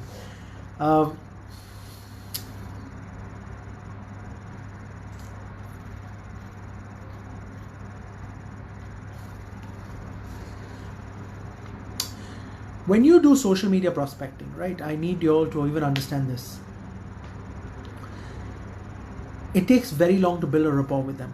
The reason why it takes long to build a rapport with them is they're coming with no relationship. So either they're coming to you because of your ability. So I'm going to again come back to the emotion and ability chart. They're not working with you because of the emotion. It's usually a very transactional approach, and they will only work with you because of a certain amount of ability that you have. So if your ability is not very high, it only means that you're transactional. It'll be a very transactional conversation. And the case sizes are usually very small. They already tell you, I want to only buy one product. And it'll be a very product-centric thing that will happen. So it's going to be a very product-centric approach. Now, I want you to follow this framework if you do want to really do it. I want you to rewrite and reposition yourself. So if you really want to get into social media marketing, right, I want you to do this. Rewrite your positioning. Which is the type of clients you like to work with? So rewrite that in your status. Rewrite that in your posts on your Facebook, Instagram, Twitter, wherever you're writing. Rewrite how you position yourself. What is the segmentation that you work with? Rewrite your bio, write your profile again, list down your achievements. I mean, why should I work with you? What's your ability? So rewrite your achievements, because a lot of us don't even write down what our achievements are. Now think about this. I do like to use MDRT as a benchmark for our profession, right? So I keep saying I'm an MDRT member. However, most of our clients don't know about MDRT. So financial advisors recognize MDRT or recognize benchmark. So for example, when I tell you I'm an MDRT member for 18 years, I've been a top of the table member for 14 years, you understand the value of that. You understand what that means. Our clients don't. So please understand that. When you list down your achievements and you say, I'm a Star Club qualifier, or I'm an XYZ qualifier, or I've qualified for this convention and that convention. When you list down these achievements, they're very good for recruitment, because people in our profession will probably understand that, but it does not affect your clients. Please understand that. A lot of clients of mine don't even know about MDRT. So when you list down your achievements as a financial professional. So I'll give you an example. This is something that I do say, is I have helped 100 families achieve this, or I work right now with about 90 families on their retirement plans. List that down. When you quantify what you have done for others, it gives you a lot more branding than writing just about I've achieved this in your profession, because they probably don't know about it. So have fun with writing down the things that you've done for other people. I do write also about charities, so charities that I've supported. So I've done this, and I've supported charities, and I've done that, because it allows them to see another side of you. When someone goes on social media and checks up about you, right, what are the kind of image that you leave on social media? So make sure you put something professional about you that you're doing every week. So you've worked on giving professional advice with someone. Make sure you spend time on that. that, what are the things that you have done for that client. And if you don't put that down, you're going to have trouble. Because if your clients only see you partying, traveling, they will kind of say, wait a second, is this the right advisor for me? So make sure you put up some professional content on your social media. Also start putting up posts about how you have gone the extra mile for your clients. What have you done out of the way, that you have gone out of the way to help your clients do something?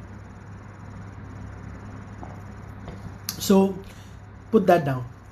Get testimonials. I mean, definitely get clients to write testimonials for you on your social media. Put down case studies. How a case study without names, all right? So when you write case studies, please avoid names. It allows your clients to understand what you achieved. How did you help a family achieve a certain problem? So case studies help. I do a lot of case study videos. You can use some of my case study videos. You're more than welcome to do that. Share value added posts. So I've already built a lot of posts for you guys, right? Share that with your clients. That allows your clients to understand that you're giving them interaction. Now, some people also, this is a strategy that, again, that's shared by my marketing team. This is not a strategy that I use. So guys, when it comes to social media, personally, I do not use these strategies. I'm sharing with you strategies that I got from my team. And they're super good at it. And I know they're good because I've seen the results in terms of their marketing. However, again, they also told me that, Sanjay, you will never get big cases out of social media. So they told me that it's going to be small cases and all of that. So it's something that I don't focus on. That's the reason why I want each one of you to be very careful when you share all these. But it is definitely very good in terms of the way you brand yourself. So your content will always be very important. Now, invitation. So a lot of people have done this, and something that you can also do is every 10 days, do a post that allows people to reach out to you, right? Send me a direct message to find out more. Every few months, run workshops, gathering, inviting people to come together for networking. So that's one of the other ways of doing seminar selling. Be a source of traffic. I mean, join Facebook groups, join LinkedIn groups. It's the old way of doing it. So in the olden times, you would join a country club, you would join a social club. It's exactly the same with social media. It's offline and online is exactly the same. The only difference is the type of people you meet. When you meet face to face, there's a very different reaction. And when you meet them online or virtually, there's a very different reaction. So it's about understanding the quality of reaction that you achieve from having a face-to-face meeting at a social gathering. So personally, when you're selling a product that talks about life and death, face-to-face interactions are your best way forward. They are still your number one way of getting your prospects to come and have a proper meeting with you. So let's say you met in a meeting in a social setting. Have a beautiful conversation, share a story, give them value adds, right? If you're not meeting them socially and you're using social media, then share value add stuff with them before you ask for a meeting. So give them something before you ask for something.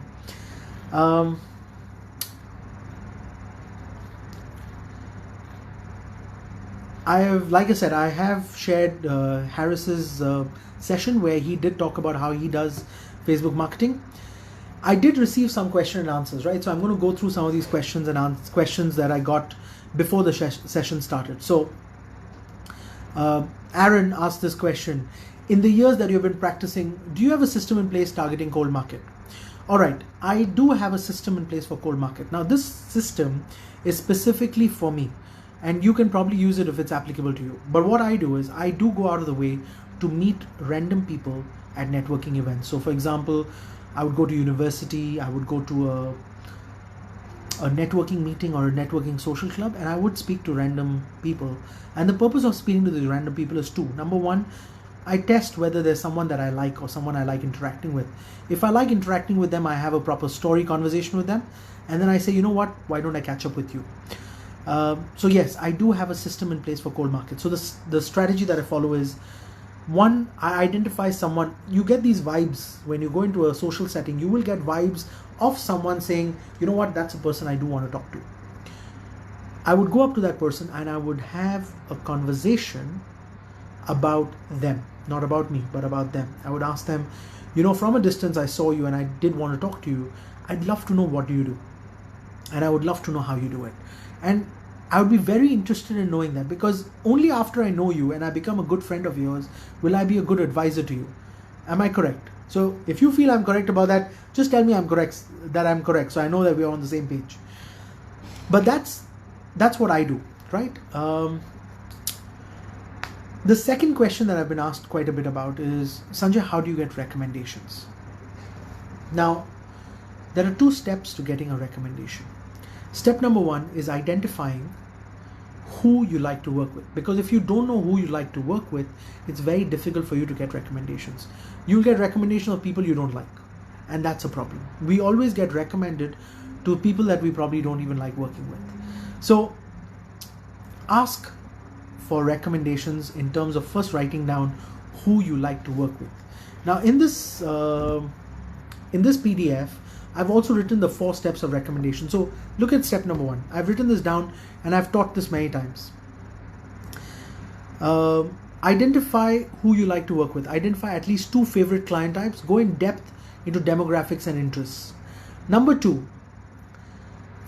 know how you want to be introduced. So what should they say about you? So let's say I want to recommend you to a friend of mine. What should I say? So you should know what you want to be recommended as, right? Ask your clients to arrange the meetup. So that's the meaning of a recommendation. It's not saying, here's a telephone number, here's a name, call them. No. Ask for your client to arrange for a meetup. Call them while they're present. So make sure that when they're recommending you someone, you call them instantly. And learn to control the meeting. For you to be able to learn to control the meeting, it always comes down to your presentation. If you don't have a presentation, you don't have a case study to share, you will lose control of that meeting. So if you want to control that meeting, make sure that you know how to share the right presentation and give them the right advice. That's very, very important. So I've already given this in the PDF. You can already read it. Very interesting question. If you can start all over again as a new advisor, what would I do differently?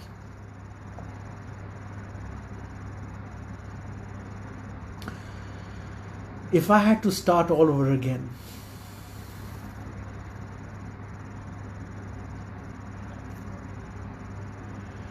okay, so if I had to start all over again, right, I would say, I wish I did not spend time with prospects that make me unhappy. If I could go back 20 years and if I could give myself one recommendation, I would give myself this recommendation. I would say,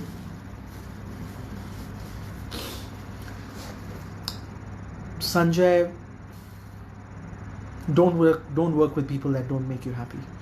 Don't work with people who suck your energy out, because there are days when you come home and you just feel so drained and you don't feel happy and you get depressed.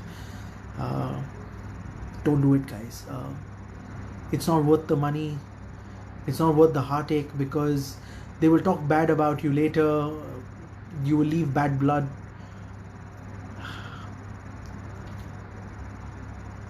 Not all clients are good clients. Let's get that clear. Work with people that make you happy. If you work with people that make you happy, you will get to grow your business with happiness. As you become older and older in this profession, you will reach a point where you will be recommended. And if people like you and you like them, they will recommend you a lot more people. Yeah, that's definitely a recommendation I would give my old self if I could. And if I could go back in time, I would definitely do that.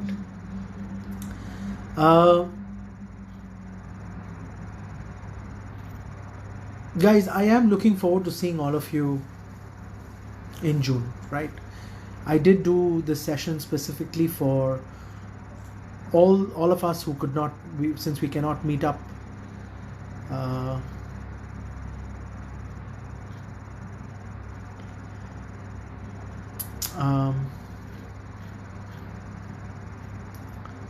Because we couldn't meet up this time. So sorry, I'm just thinking about recommendations for myself.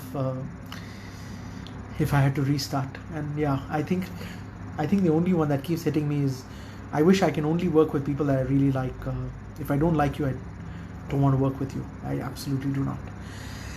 All right, I have some questions which I will answer. So these are questions that have come up from you guys. How to handle clients who want to compare products? Well, this is an objection, right? I want to compare products. Follow the UOC, right? Acknowledge it first of all. Mr. Client, I'm so glad, or Miss Client, I'm so glad that you want to compare the products. But let me ask you a question. Ask the question, which is, do you know all the insurance companies have very similar products? The difference is so small that pretty much all the products are exactly the same, and there are only 4 products. You die, we pay. You fall sick, we pay. You retire, we pay. And your kids go to college, we pay. There is no 5th product. But the more important question that you have to answer is, who would you like to have as a financial advisor? So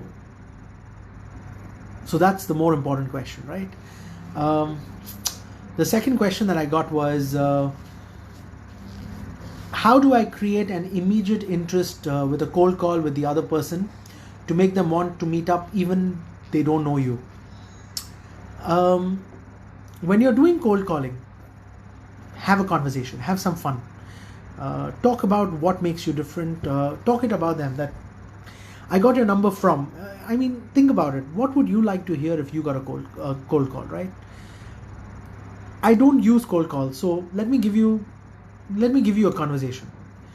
Hi, I got your number from. You have to say a number from, right? I got a number from a so-and-so list. I'm not interested. Boom, phone down. Get it. First of all, don't get upset when someone bangs the phone down on your face. It's cold calling. Don't get upset about that. A lot of people get upset about it. Don't get upset about it. Have fun in that conversation rather than being worried about what that conversation is. How do you approach what is the best conversation to follow up with a warm prospect who's in no rush to buy insurance but is keen on buying? All right.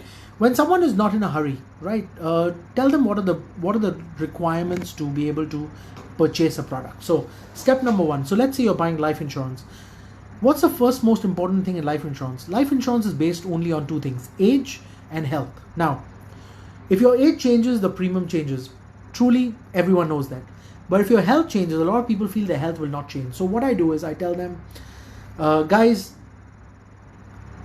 let's get your medical report so we know exactly what needs to be done. And step number 1 in any life insurance policy is making sure you're healthy enough to be able to do it. Now,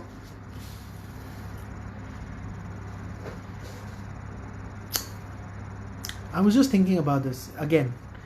This question is again hitting me again and again, is what would I give advice to myself 20 years ago? I wish I could also give myself this advice. I wish the only thing I ever did was learn initially, right in the beginning, how to close big cases, how to have that conversation with some of the wealthiest people in the world. Because if you cannot have that conversation, when you meet up with some of these wealthy clients, if you don't have a conversation starter, you don't have a process that allows you to close big cases, you will always be stuck in that loophole of closing small cases and hoping there's an upsell. You need that activity. So I'm not saying you don't need the activity. You need all your small cases. Your small cases are sharpening your knife, are improving your skill set, is improving your ability. But it doesn't help you close big cases. You have to also learn how to become a big case closer, guys. If you don't learn how to become that, you will be stuck in that loophole of small cases. You will still hit the minimum benchmarks of our profession, right? But it will not allow you to get to the next level. So you have to learn how to do that. I'm going to answer one last question before the live ends. And the reason why the live ends, but there's a time limit on the number of hours you can have a live session, and we are almost coming to the end of the live. So as a second generation agent, I would like to tap into my mother's clients. I classify them as close clients. Can I treat them as warm contacts though? If you are a second generation agent, Your mom's clients or your dad's clients can be your warm prospects. So don't get scared about that. You can definitely do that. Learn to have good story conversations. Talk about old times, how your mother took care of them, or how your father took care of them, and how you can add to that relationship. So share what you can do with your warm prospects. Guys, it's been an absolute pleasure spending time with you at Prospecting 2020. I look forward to seeing all of you in June. If you do have questions, leave them for me. I will continue to answer them. And I will be leaving a lot more videos for you to then watch. So please leave me your comments, leave me your questions, and I do look forward to seeing all of you in June. God bless, stay in touch, and best of luck.